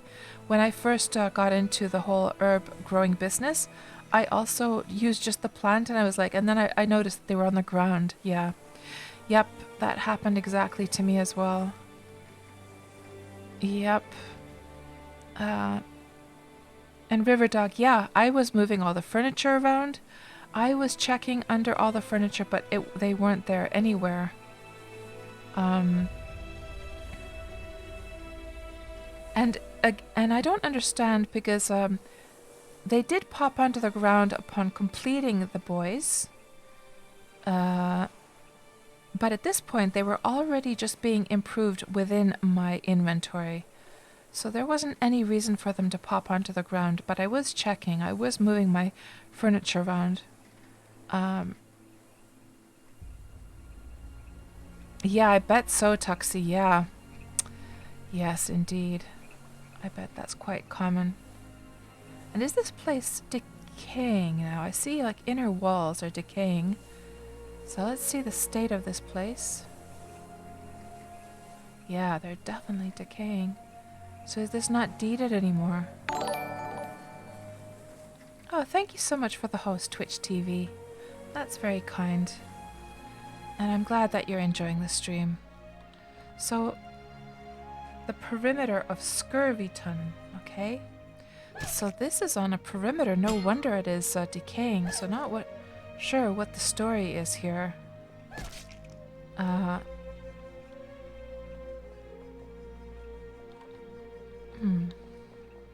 Well, maybe we can just go and have a little look up at the top there and see what's up here.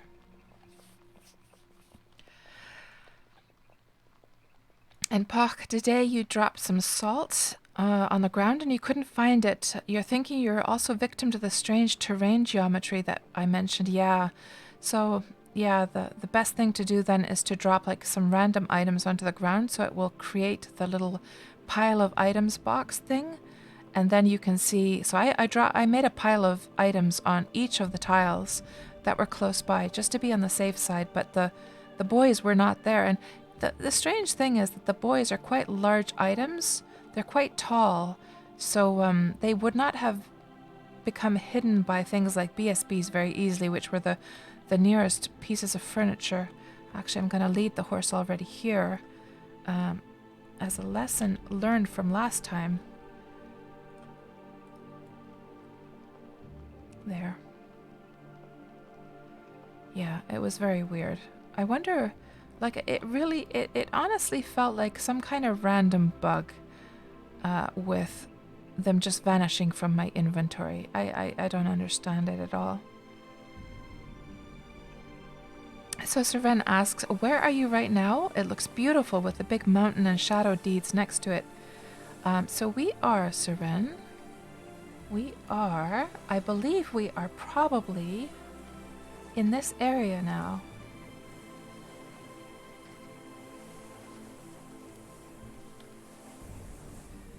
I think so. Oh, there's some step actually. So if we look at the step here, yeah, we're definitely here. There's all this step area. And remember when, Servan, remember when there was the forest giant slaying up here? And then you were offering to give me some tar or something, I think, for my lantern?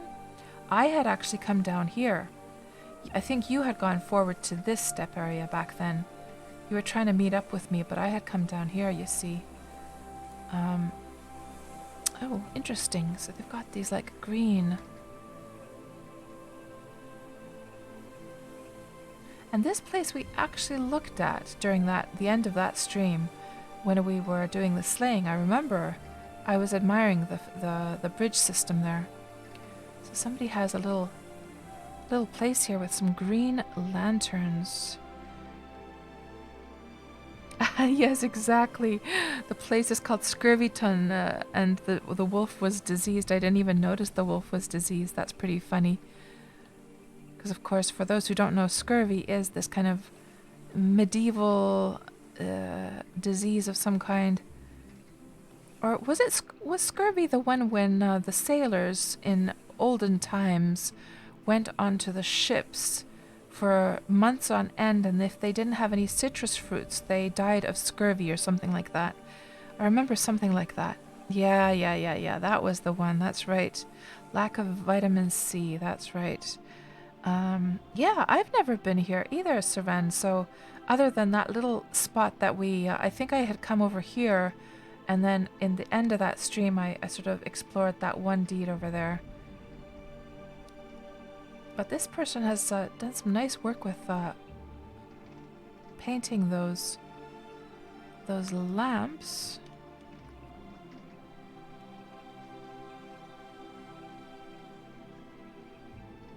And normally I would actually go and look at that because it looks so nice from afar. But since we already looked at it in the other stream, we're not going to do that. So that's interesting. I wonder what's going on up there. Why are all of these like long? Is that like a stable area of some kind perhaps? But I can't be bothered to go up there because we should actually move on so that we can get to our actual destination here today.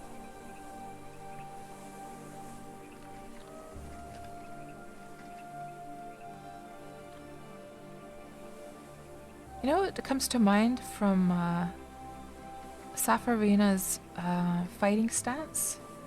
I'm just thinking to myself that it's kind of annoying that she sort of stays in the fighting stance for such a... Like, she'll stay there eternally as long as I have a target. I don't know. Okay, I'm going to take my words back on that. What I was going to suggest was that the game does it so that once you have been in a fighting stance for, say, a minute or a couple of minutes after you have already long gone far away from the target, then the character would automatically go back to just their normal stance. But actually, I take my words back on that. I think it's good the way it is because sometimes you need to go away for whatever reason, and you're not ready to be finished with the target yet. And sometimes you also want to target something from afar already, and then it'll take you a while to get to the target. So yeah.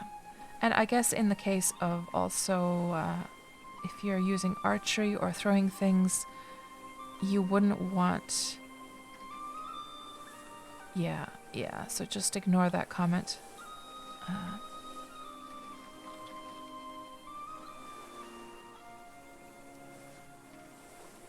And J-Popper, hello, welcome on into the stream. Scurvy is why we Yanks call the Brits limeys. Oh, right. Haven't heard that one. Arch says, various navies used different things. Germany used sauerkraut, thus why they're called krauts. And the British used citrus, thus limey. Right. I did not know those things before. I knew about the vitamin C thing and the lemons. I just didn't know those names before.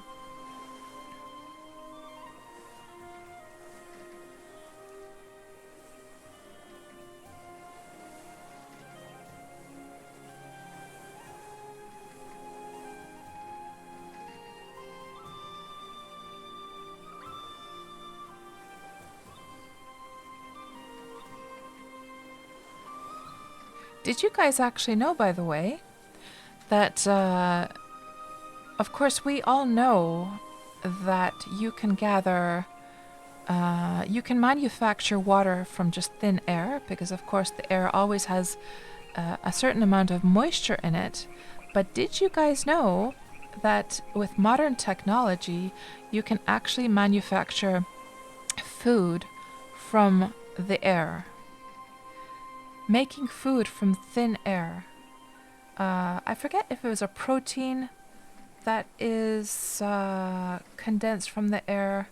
Let me just see if I can find it. Quite fascinating. Making food out of thin air. Yeah, I remember it was a Finnish company that had done this. Solar Foods makes Solane by extracting CO2 from air using carbon capture technology, then combines it with water, nutrients, and vitamins using 100% renewable solar energy from partner Fordham to promote a natural fermentation process similar to the one that produces yeast and lactic acid bacteria. Yeah, it's a protein, that's right. Not dependent on land, water, or favorable weather. Already working with the European Space Agency to develop foods for off-planet production and consumption. The idea for Solane actually began at NASA.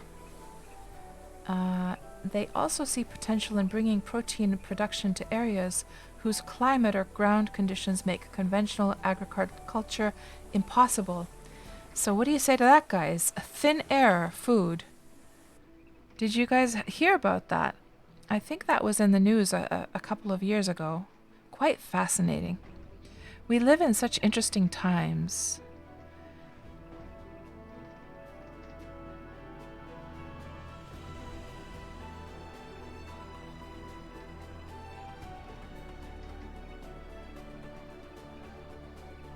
Oh, interesting, Viking. Yeah, I can share that link with you guys if anyone's sort of like interested in reading more about that. We were, of course, here in Finland rather proud since that was a Finnish invention. And Viking, you're saying that we Danes eat more green cabbage around Christmas time. And this can be seen in hospitals because it messes with coagulation of the blood. K vitamin. Old people get hospitalized because of eating too much green cabbage. Right. Interesting, Viking. So the hospitals are very busy around Christmas time then. And I couldn't even imagine eating cabbage at Christmas time. I couldn't even imagine it. So what kinds of foods do you guys make? Do you like make cabbage casseroles and stuff like that?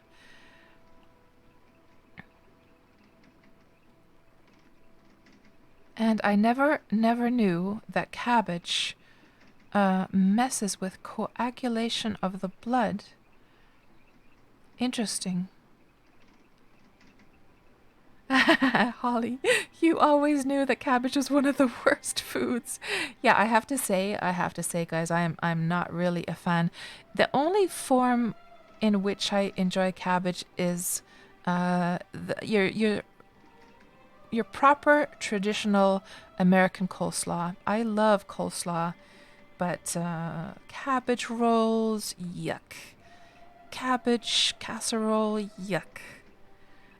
Eating it raw is kind of okay, I think, but the cooked stuff is, ugh, disgusting. I'm sorry, Viking. Cabbage cooked with cream, stewed. Even if you're using the word cream, Viking, that's not going to help. No, it's not helping.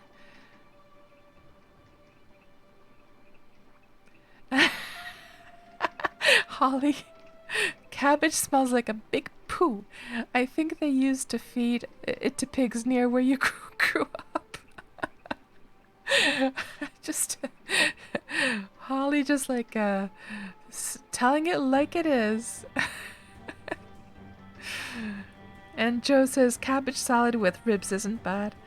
Siren doesn't like cabbage either, and you're German. Oh yeah, because you guys have the sauerkraut thing. I've never tasted sauerkraut, and I hope I never do. I'm sorry, guys. And Tuxie says that Drogos made you the cabbage and cream thing one time. It was pretty good. Viking, you don't like cabbage either, so it's okay. People can eat your share. And J-Popper, you add small amounts of purple cabbage to meals several times a week. So, does purple... I guess it's, didn't they say, guys, isn't it sort of like a fact that, you want to be diverse with the color of your veggies and fruits? Because they sort of, represent, in a way, like different groups of vitamins and antioxidants and stuff like that.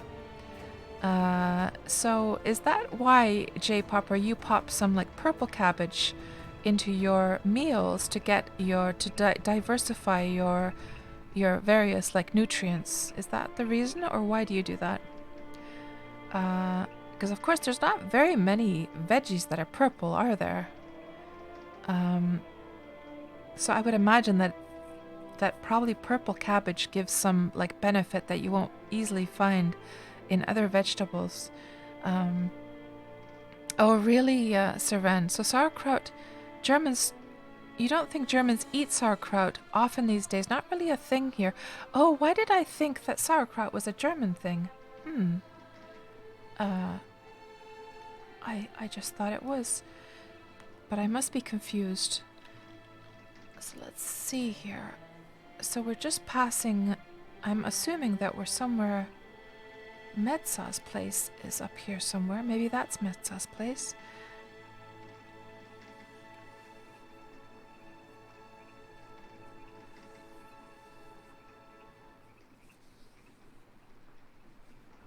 More common in Bavaria, says Donut Kebab. Right. And Seren says, most people eat more Italian food than classic German food these days, or even Asian food. Right, right, right. So it's just like, so it is a German thing. It's just times have changed. Gotcha, Seren, right. Um, so J Popper, you cook with a huge amount of different food types to get all the different nutrients. Well, that sounds very smart. Yeah, I need to do more of that myself. For sure.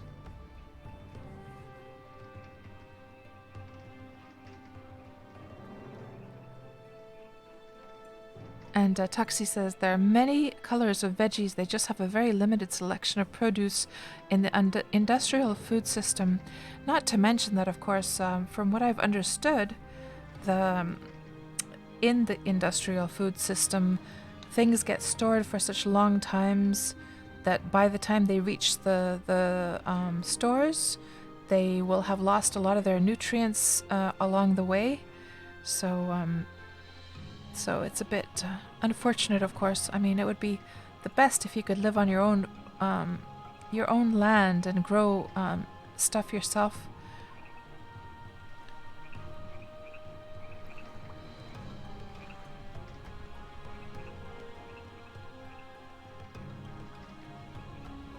And you guys have hens, Tuxie, and some of them lay blue eggs. Oh, nice. I didn't know that chickens could lay blue eggs. Let's see what this place is called. Somebody just starting their cotton picking life over here. The Red Bird Harbor.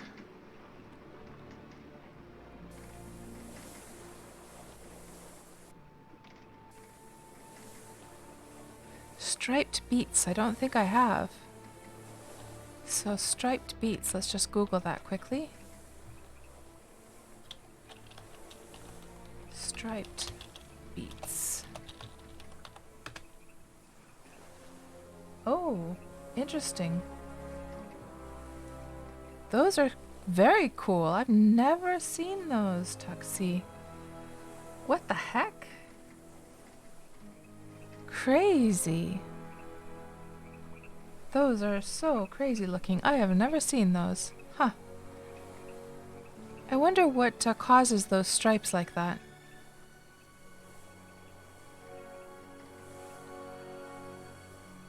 So they're milder than the regular ones and they don't stain everything. Interesting.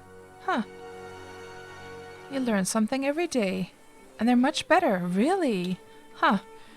There's actually like a Finnish, there is one of the traditional Finnish Christmas foods is called rosolli, and it is made from beets and carrots and onion. I don't know, those of you who are in Norway and in Denmark and Sweden, I don't know, do you guys also have this rosolli? Beets, carrots, onions, oh, and a little bit of pickles as well. And so the way that they usually serve this for Christmas is that, and actually here you can see the ingredients. Oh, and they put potato as well. Yeah, so onion, potato, carrots, beets. Not sure what that is, if that's onion, and pickles. And then they put a little bit of whipped cream. And so they take a little bit of the beet. So they make whipped cream like normal. And then they put one piece of the beet into the whipped cream to make it a little bit pink like that. And it's served with this pink, like whipped cream, this salad. Yeah, I don't know. Oh, it's maybe that was egg actually. I think some put egg into that also. It's quite a interesting like salad. It's okay in like small doses, but definitely like once Christmas is over, you don't want to touch the stuff after that.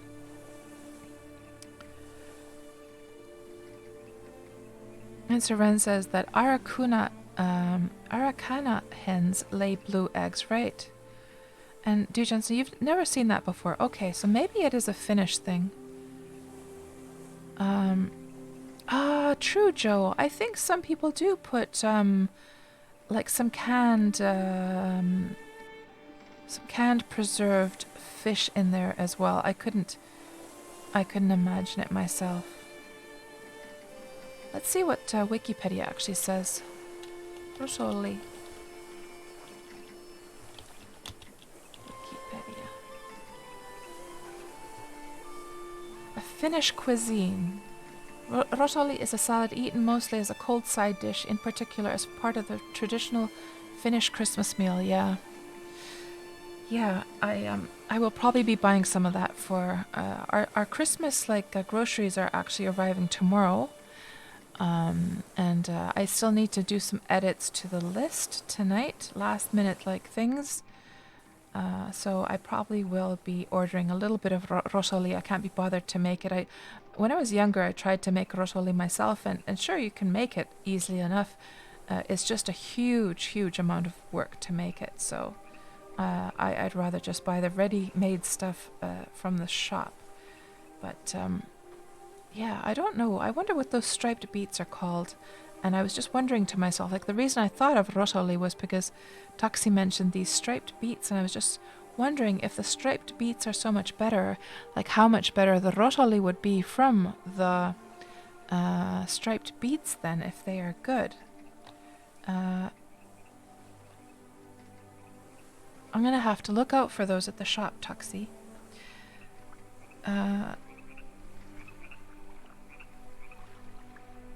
Do we do the fermented fish thing? Asks Tuxie. I think I know. I don't think fermented. No, there's the canned, and also in glass jars you'll find this raw fish that is preserved. Not well, it's not the same experience as sushi at all. I can't remember what it's preserved in. Maybe vinegar. I forget. Disgusting stuff, though. Absolutely disgusting stuff. I don't think they do the fermented one. I know that's a big thing. Was it in Sweden, the fermented fish? Ugh. Just the thought of that just sends shivers down my back, to be honest.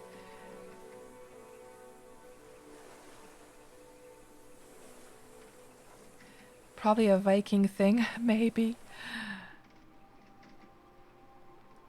And Tuxie says, you're not sure exactly. There are a few different versions of sketchy fish dishes that show up around this time of year. And Pock asks, is that lutefisk? Lutefisk. Is that the white fish? Hold on. The sort of flat one.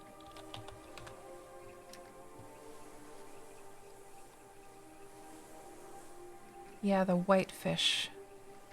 Yeah, I think they do that here in Finland. For Christmas, at least. It's this rather thin fish, isn't it? The flat one that's flat against the bottom of the sea. Perhaps, maybe that's the one. I think they call it lipekala in Finnish, that one.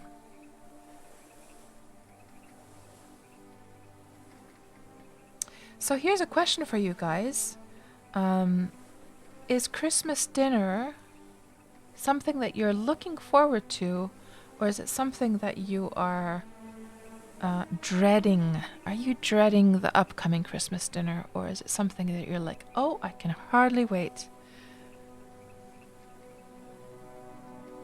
It's pickled in lye, Tuxie. Ooh. And you're looking forward to it, Viking. What's your favorite? What is your favorite Christmas food over there? The thing I'm looking forward to, actually, my sons, this is their big favorite. So, yet another thing that they don't have over here, and Tuxie, you might relate to this. They don't do the stuffing thing for chickens and turkeys over here. And of course, most people don't stuff chickens at all. But in America and Canada, I guess in the UK as well, turkey stuffing, in North America and England, I suppose, they will stuff a turkey with this stuffing, which is made from bread cubes, onion, parsley, some butter, and they stuff the turkey with it. Now, what I do for Christmas is I don't really like turkey because it's way too dry. So instead, I actually buy 2 chickens and I treat them exactly like they would be turkeys. So I make the traditional American stuffing. I stuff those little babies and I grill them in the oven for a long time, for hours and hours, and then once in a while I baste them with their juices, and they end up exactly like two little miniature turkeys. They're so freaking good, because when they're in this sort of lower heat for a very, very long time, you would think that they dry out, but they don't actually dry out due to probably because of the stuffing inside, which is rather like, because the stuffing also has egg in it, so it's quite like moist at the end of the day. And then since you're basting them over and over and over again and drizzling the juices over, they don't dry. The baste sort of forms this. I have to make sure we're not going past our spot, by the way, guys. It sort of forms this thick crust of the skin on top. So hold on now. I think this is the spot, guys, where we're supposed to go. Yes. We're now in, see how the two mountains go down like that? You see that? This is the spot right here. Okay, we have to go into this bay over here. Good thing that I checked. So the stuffing is something that they don't have in Finland at all. They don't do that at all. They do bake their turkeys as well, or bake is rather the grill. No, roast. That's the word I'm looking for. They do roast their turkeys here as well, but they don't put stuffing in, as far as I know. So the stuffing is something my sons, that's the number one thing that they're looking forward to every Christmas. So yeah, we're going to be making some stuffing yet again this year.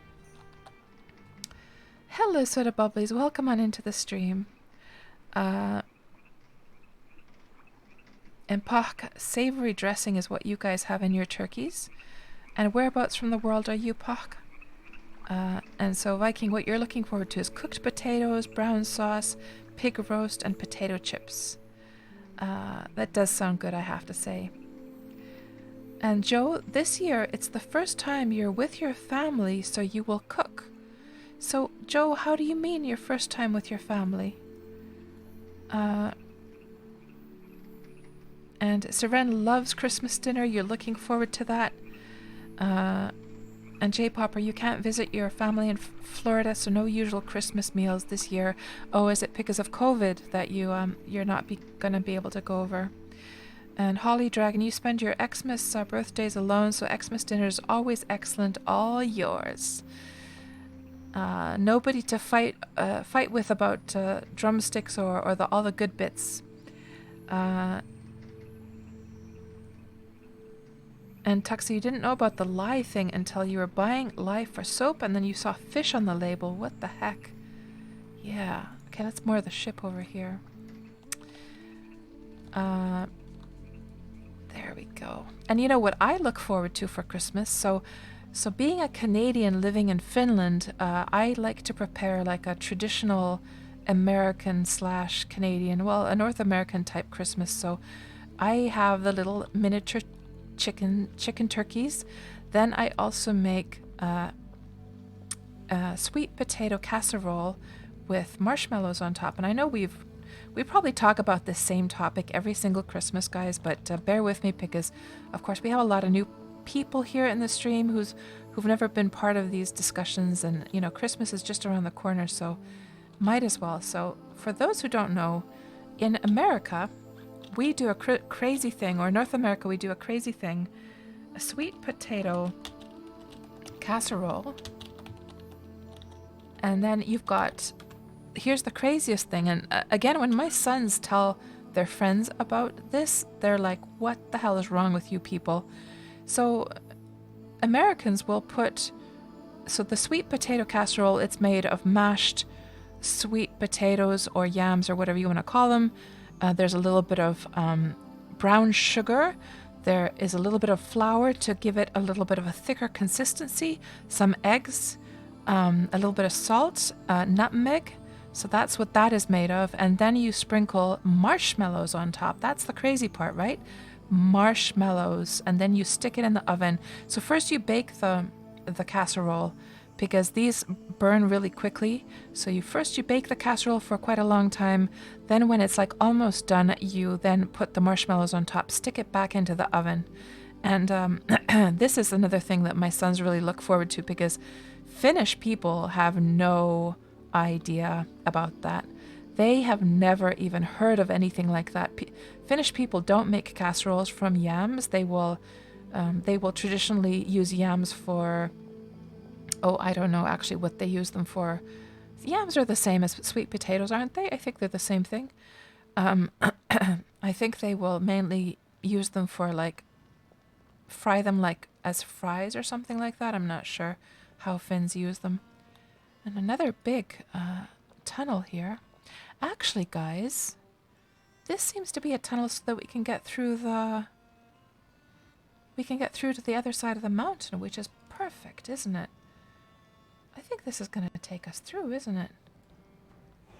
Huh. But was there another tunnel opening down here? There is. Now we have to check the direction we want to go. So we want to go... I guess this one is probably going to go north, and that one is going to go west. But this looks like the larger one. Let's go see where this takes us first. What else was I going to say? Oh yes, oh yes, oh yes. So, another American thing... Okay, I'm going to have to stop and check these directions here for a moment. Another American thing, and this is something that I have never actually made, ever, once, but I loved it as a kid in Canada, and this is also something that they've never heard of over here, is ambrosia salad. Now, this is going to look absolutely disgusting to most of you, okay? But I loved this as a kid. I'm going to make this for dessert for Christmas this year. I'm going to try. And I know it looks disgusting. So what it has basically is it has bits of mandarin or tangerine or whatever you want to call them, bits, and then it has bits of pineapple. It has coconut, shredded coconut. It has, obviously you can see there's marshmallows, maraschino cherries.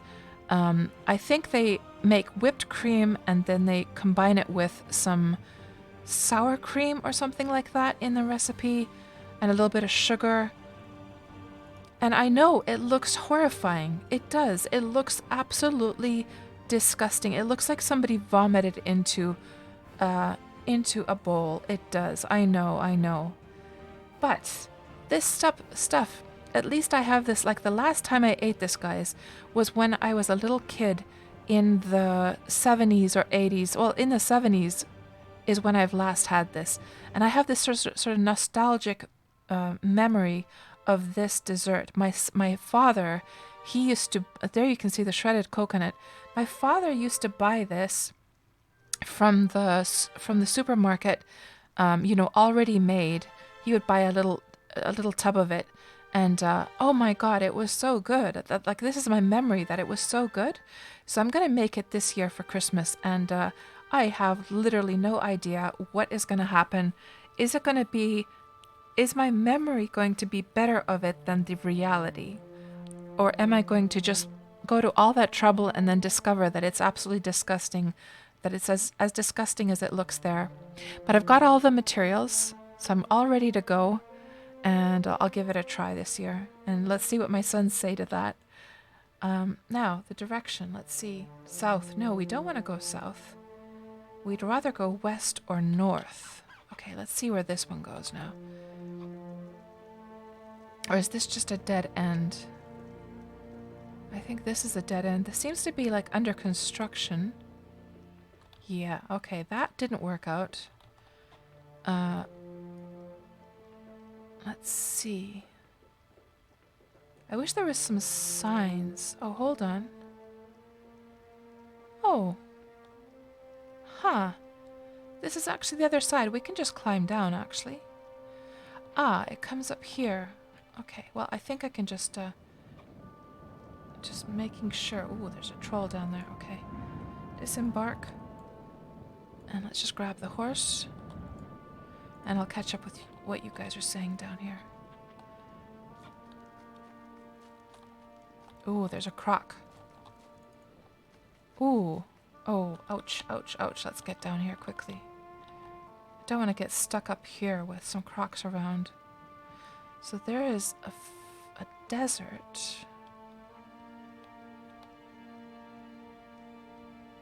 I'm going to check the map in a second. Thank goodness this has been terraformed, so it's easy to get down this thing. Oof. So this is where all the lava spiders seem to be hanging out, at least. And before I can check the chat, let me just get into a safer area first.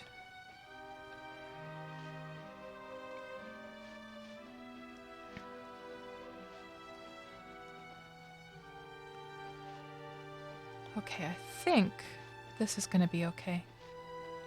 Yeah, let's stop here and I'll see what you guys are saying. Let's see what you guys are saying here.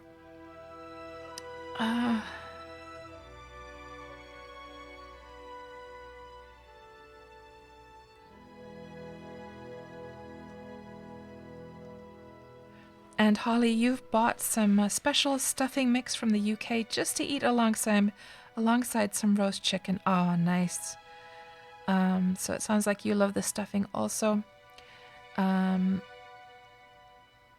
Soda Bubbly's, you're having Christmas dinner with your in-laws since you can't go home to the USA still. Oh, I'm guessing because of COVID. And Tuxie, never thought of doing the whole like turkey experience with chickens? Yeah, I'll tell you, Tuxie. Oh my God. Because the chickens are so small, right? And then you're basting them and roasting them for hours. By the time they're done, the outside looks exactly like a turkey. It's all nice and browned. But then when you crackle open that skin, the meat literally just falls off of the bones, and it's so tender and so soft, and just the bones just fall apart because it's been in the oven for such a long time, like at a lower temperature. They're so freaking good. And cheaper too, of course. It's cheaper to buy a couple of chickens than a big turkey. And Ayla, you started your crock pot with stuff for chicken and noodles for dinner. Nice. And Holly, you tried to buy a quail from the Asian market again for Christmas, but sadly they had gone. They're perfect mini chickens. I think I've had quails over in... No, I'm confusing them with Cornish hens. My sister-in-law, she used to make Cornish hens, and she put some wild rice stuffing inside, and they were so, so good. I don't think I've ever had quail. And Pak, yes, you can post a link. Go right ahead.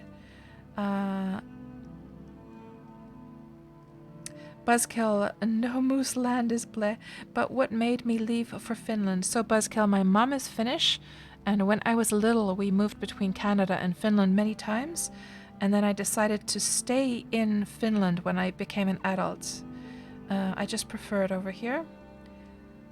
Jinjeko, I think Kat is hungry. I think I am Jinjeko because I actually haven't had dinner yet today, and it is almost 9 o'clock in the evening.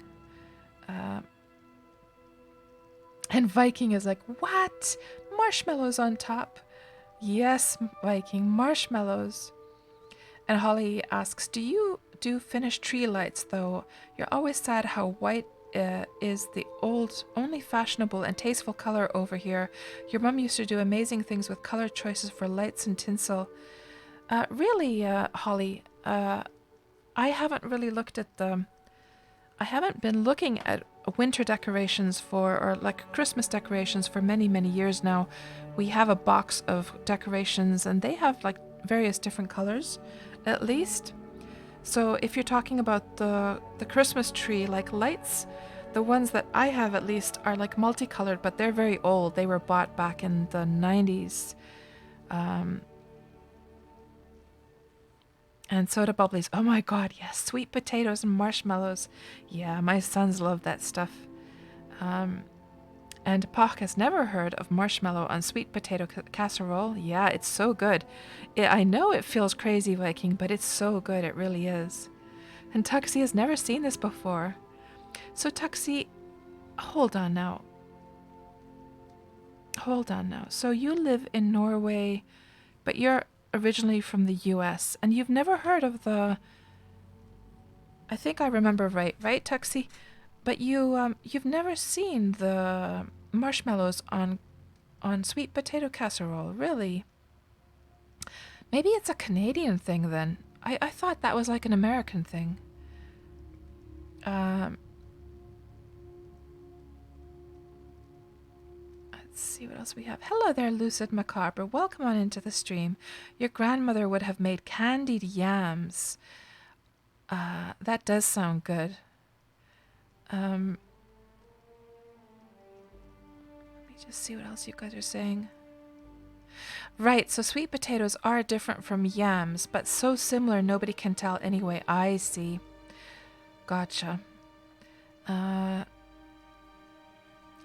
Now we got to the ambrosia part. Poch has never heard of that one either. Tuxie says, it's as disgusting as it looks in your opinion. Yuck. Oh, really? Oh, no. Oh, no, Tuxie. It's going to be a disaster. My Christmas dessert is going to be an utter disaster. Oh, no. And Jinjiko says, but it's so good. So you like the ambrosia salad then? Holly Dragon says that looks very 1970s. Yes, I'm pretty sure Holly Dragon that the recipe, like it's when you look for the recipe, you'll often find like vintage desserts mentioned. It probably is from the 70s to be often, to be honest. Oh, trifle is so good, Pock. I tried making that last year. I didn't really succeed because I didn't have sherry. You're supposed to soak the cake bits in sherry. Yes, that one also has marshmallows, Viking. Yes. And Donut says, nah, it looks good. And it sounded good until the whipped cream, said Soda Bubblies. And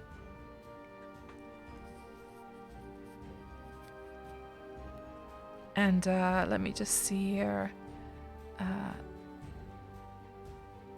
And Tuxie, you clearly remember as a kid getting a big plate of the ambrosia salad because it looked like candy salad, and then you hated it so much. Oh no.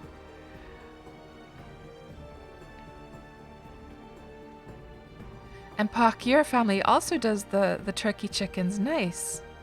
Okay, let's have a look at this link of yours.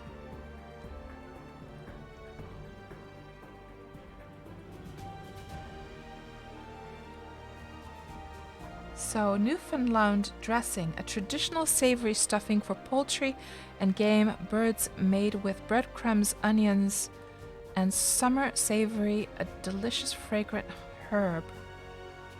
Huh. Is the recipe? Oh, here's the whole thing. I just want to see what it contains. Like, oh, here we go. Breadcrumbs, dried savory, onion, garlic, butter, chicken stock, and salt and pepper to season. So very similar to just the traditional stuffing then. But yeah, that looks really nice. You can make these little rolls.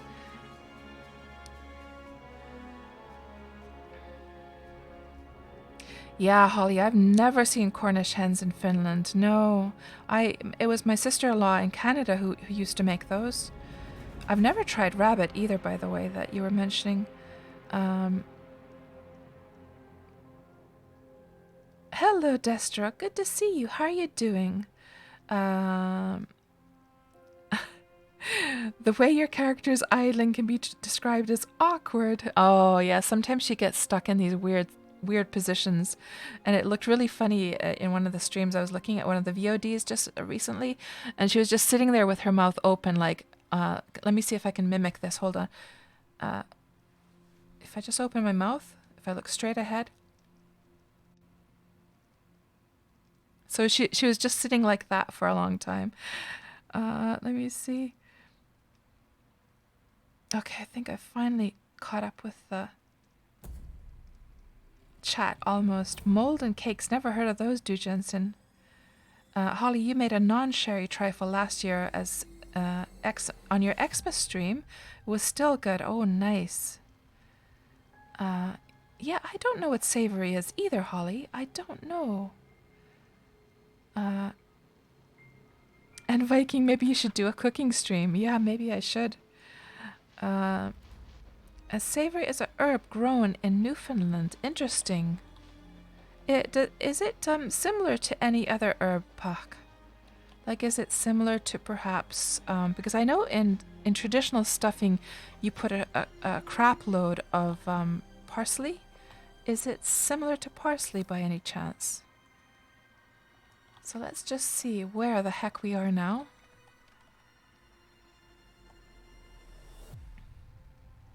That's true, Holly. Yeah, I mean, hares do live all about in Finland, so that is weird, isn't it?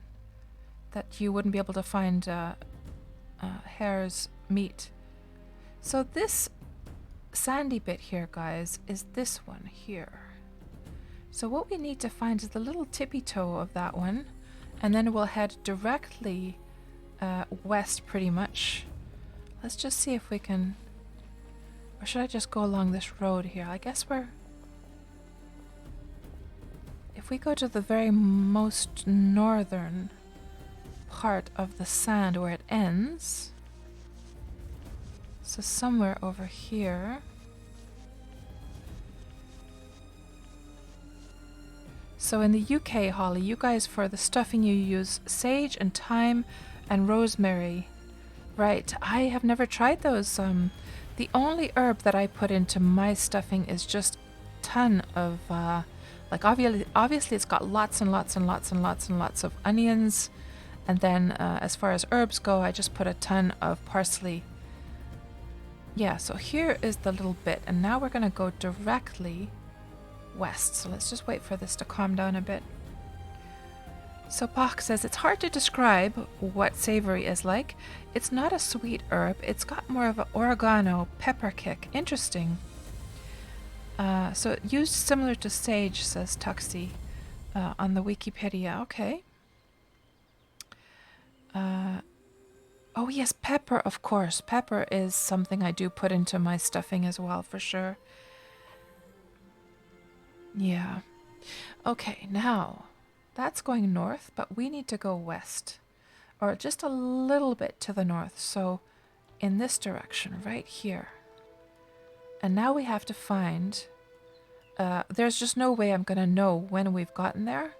So we're just going to go up a bit and we're going to start to look for a spot to plant the sign at, but it looks like it's going to get very hilly quite soon here. So it might be a little bit hard to traverse this area.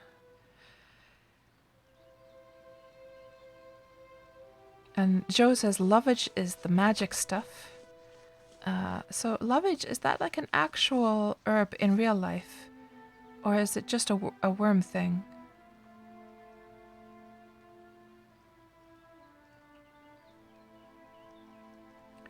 Just checking back. And Joe, I was checking for your response about the cooking for family thing, and so because you were always working before, so that's why you get to now have like a Christmas with your family. Well, I'm very happy for you, Joe. That must be really, really lovely to be able to enjoy your Christmas with your family this time, and be able to look at all the monsters in there. My goodness, and be able to cook like dinner for them. That sounds wonderful. They're just all like waiting in there. Imagine a newbie trying to get through this thing. No chance. Yeah.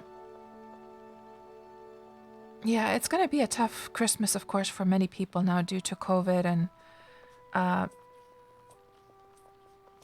my mom, unfortunately, she's going to be spending her Christmas alone. She lives quite far away, so we don't usually like spend Christmas together. Instead, she goes over to her sister's place, and then I spend my Christmas with my sons over here. but this year, since she's had some health issues this year, and also she's freaked out about COVID, she doesn't want to take the risk of going to her sister's place because usually their brother also goes there as well. So it's kind of sad that my mum is going to be spending her Christmas alone this year. We should probably call her at Christmas time and keep her company on the phone for a bit, at least though. Yeah, it's kind of a tough situation, guys, because my mum, she's getting to be quite old and she has her like health issues, and she doesn't want to move over where we are. But then again, we can't move where she is either because my sons, their life is going on over here, and my younger one is still living with me, and he's kind of dependent on me still, because of the whole like work situation over here. So it's kind of like I'm sort of torn between the two. Like at one point I was thinking that maybe I should move over to where my mum is, to help take care of her and stuff like that. But yeah, it's a tricky situation that you get into when you get to this age where your own parents start to need your help, but then you're also, your kids are still not quite out of the nest. So it's a little bit of a tricky situation right now. So let's just check the direction once more. So lovage is good, but very strong. So use it carefully, says Joe. So it is an actual herb. Let me see what lovage looks like in real life.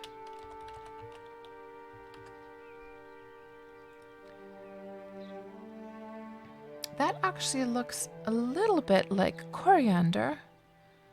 There's another word for coriander, isn't there? But coriander is actually my favorite herb.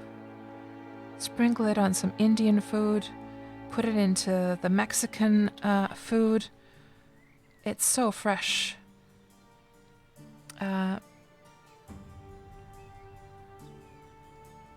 Tuxie, you planted some lovage in your garden when you first heard of it in Wurm. Interesting.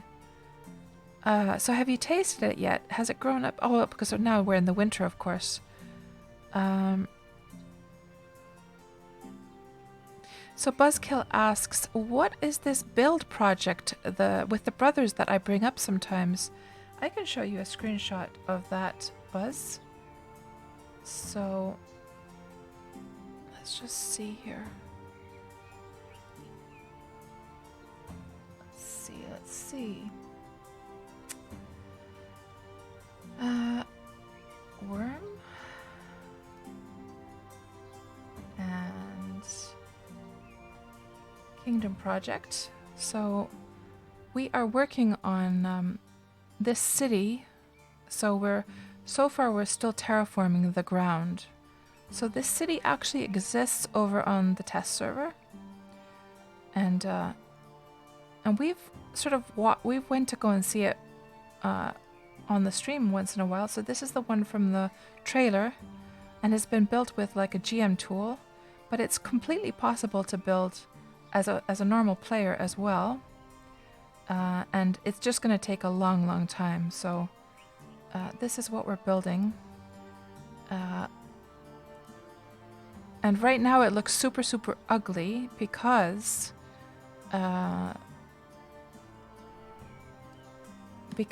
we're only at the terraforming part, so it's just this lump of like sand ground right now, just looking really bad. But of course the end result is going to be hopefully worth it. Yeah, so that's what we're building. Let me see what else you guys are saying here. Okay, the direction, let's see, south west. So let's try and find a spot up here somewhere where we could plant our sign.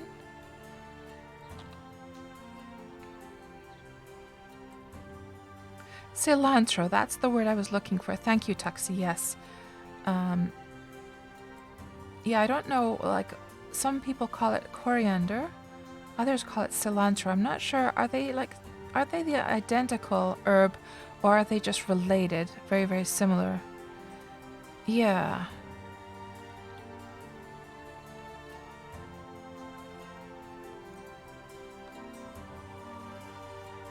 So you haven't used your lovage yet, Tuxie, right? And Wurm made you curious about it. So you were able to find seeds for lovage, were you?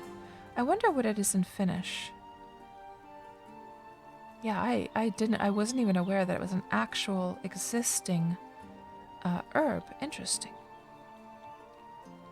So maybe we'll try and find a little spot for the sign up here at the top of this little hill here.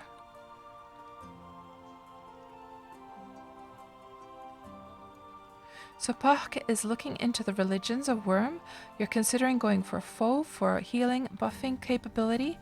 You see Venora as more of a crafter god and Magranon as a fighting god. Is that how others would generalize the gods? I don't know that much about the priestly stuff, Pach, but maybe somebody more experienced with that can confirm. But it sounds kind of like what you're describing, yeah.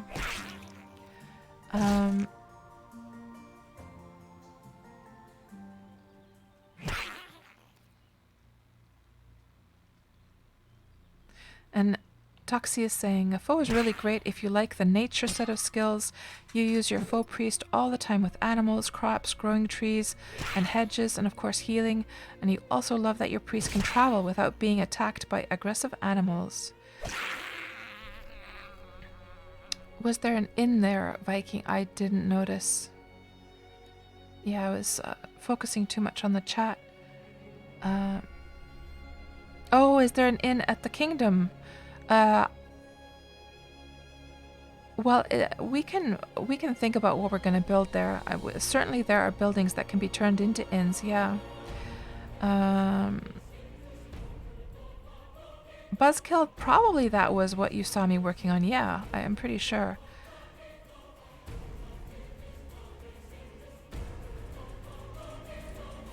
So J Popper says that coriander is the seed that the cilantro plant makes. I see, because you know, at least at the shops over here in Finland, they sell the cilantro as coriander. So if we look here, for instance, if I look for corianderi, of course you're gonna find the seeds, but you can see how like there's the seeds, of course, there's the ground seeds, but they also sell they sell it with the name of coriander, the plant itself. But that's interesting to know that's how it's officially, that the plant itself is the cilantro and the seed is coriander, right? Liperi. Okay, let me see. Liperi. I've never heard of liperi. Liperi, joka tunnetaan myös kansanomaisella nimellä lipstikka. Okay. Lipstikka I have heard. I've just never used it. Interesting. Well, I'm going to be very curious to hear, Tuxie, what your experiences of this lovage is then in the future.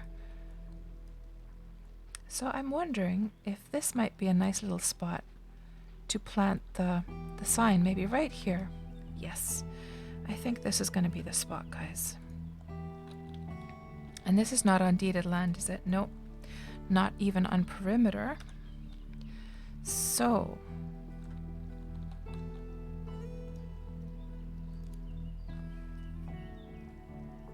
it sounds like lipstick. Yeah, exactly, Holly.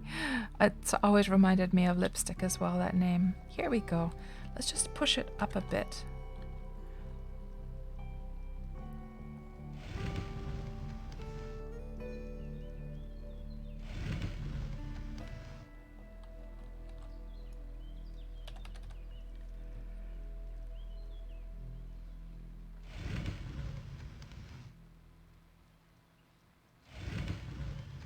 And Buzzkill, that was months ago and still sand. How long is this going to take? Well, the reason Buzzkill is because the bit of land that I have is just a lot of solid rock, so we have mostly been surface mining it down.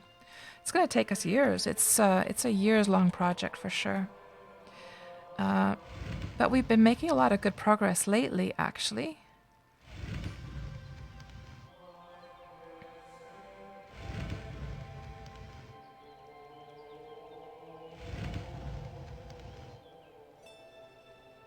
And Bach, you love the rolling R's that Finns have in their speech.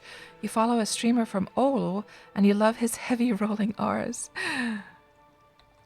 Yeah, people seem to love those. So here we are, guys. We found, I'm assuming, we're just going to assume that we found our goal. So if we just look in the map again, today the marker landed on this spot, and we departed. Actually, hold on. So it landed on this spot today. We departed from the Kingdom Project. We went all along the shorelines,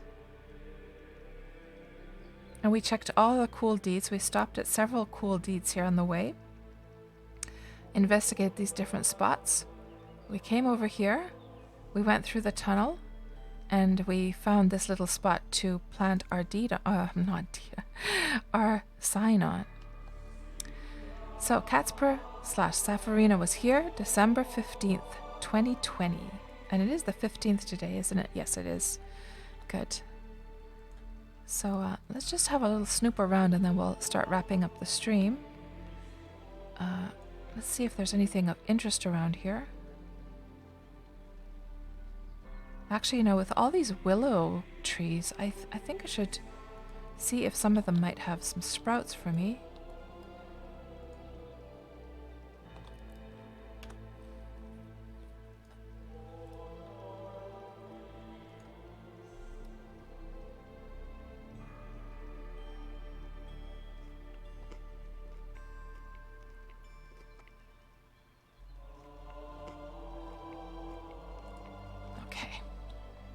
Yeah, because I think I need some willow sprouts. So, Horsey, are you coming? Yes. Let's see what else you guys are saying.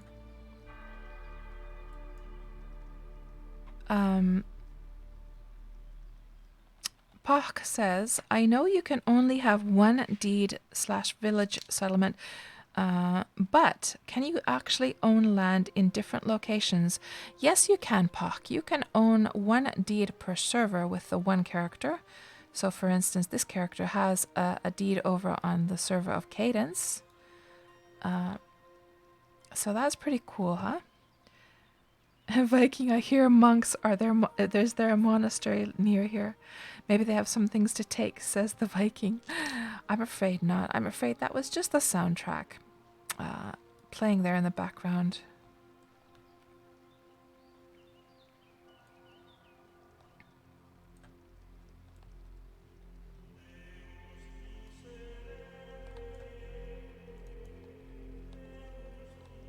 Looks like there's going to be a nice view from over there. So let's go see.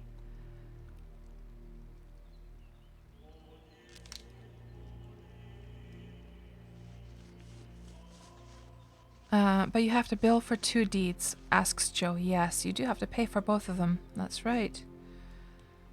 But the deed that I have actually on Cadence is just a miniature one. It just cost very, very little. Oh, that's quite cool, actually. Pottery shingle fragment. It's almost like finding like an ancient artifact, you know, like an old broken bit of pottery from, you know, thousands of years ago. So that's what the fragments look like, the pottery ones. Interesting.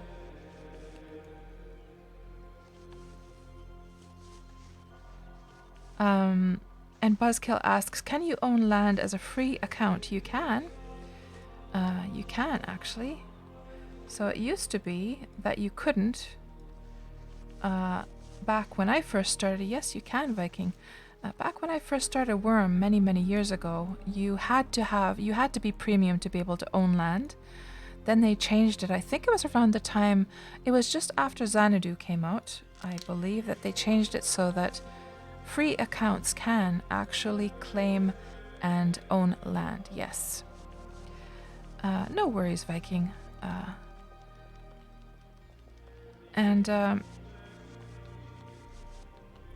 Oh yes, Stu Jensen, that's true.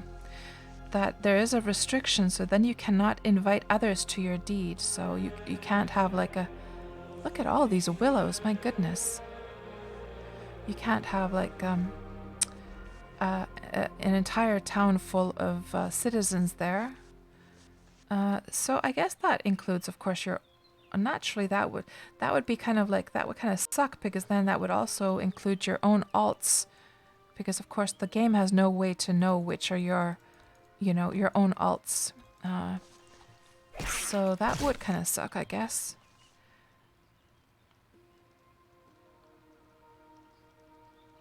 Hello, not Harley Quinn. Welcome on into the stream. Can you own land if you are incarcerated in real life? Oh, man. That is one of the strangest questions I've ever been asked on this stream. I don't even know what to say to that, Harley Quinn. I don't know. You've left me speechless this time.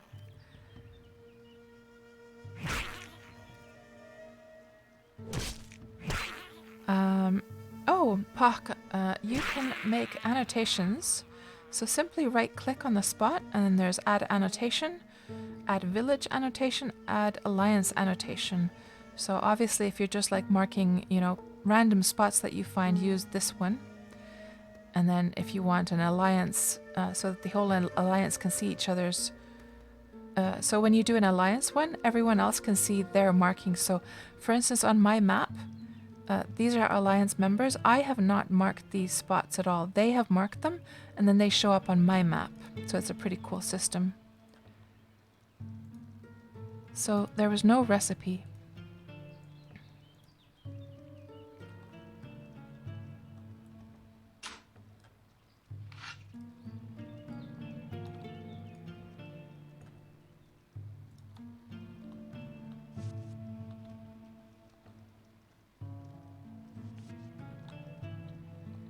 I wonder if there's anything of interest around here.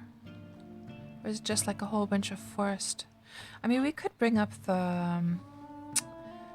we could bring up the community map and just check and see.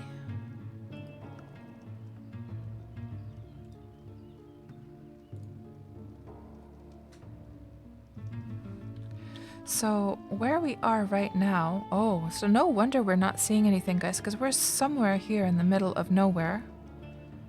So there doesn't seem to be really anything around. Okay. So, you know what, guys? I think we shall do this, that we'll just wrap up the stream here then. There's not much to see around here, and all I'm going to be doing is just simply starting to head back. I do actually see some maple trees here, so I'm probably gonna stick behind here, gather some sprouts and stuff before I head back home. So so thank you all so much for hanging out with me today. And of course, we are going to be streaming again on Saturday as we do another Kingdom update. And you know, we might even get the one canal finished on Saturday, which would be really cool. So let's just wrap up here, and I will check and see. I will check and see something here. See if there's anyone that we would like to raid.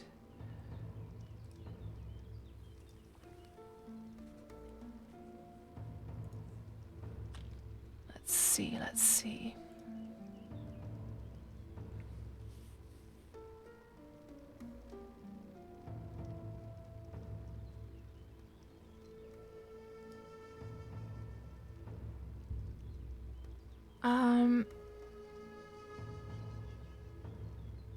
We can go and raid Dreamt. Let's go raid him. And let's see what crazy things he's up to. Let me just check the last things here. Thank you guys. Thank you guys so much for hanging out today. And I hope you all have a great rest of your week. And of course, next week is going to be Christmas. So good luck with all your last minute Christmas preparations. And of course, it's a bit tough now with this COVID stuff going on, but I hope we're all able to have a nice, restful time. Will I be actually, okay, Christmas time. Let me just look at the calendar here. So next week, so Saturday is still the just like normal times. So we're going to do the Kingdom update on Saturday. Then Christmas Eve is Wednesday next week. So we can do Wurm Roulette next week as well. Yeah, so no worries. Okay, let's go and see what Dreamt is up to. Dreamt and his crazy antics. Have a good night, guys, and talk to you all very, very soon.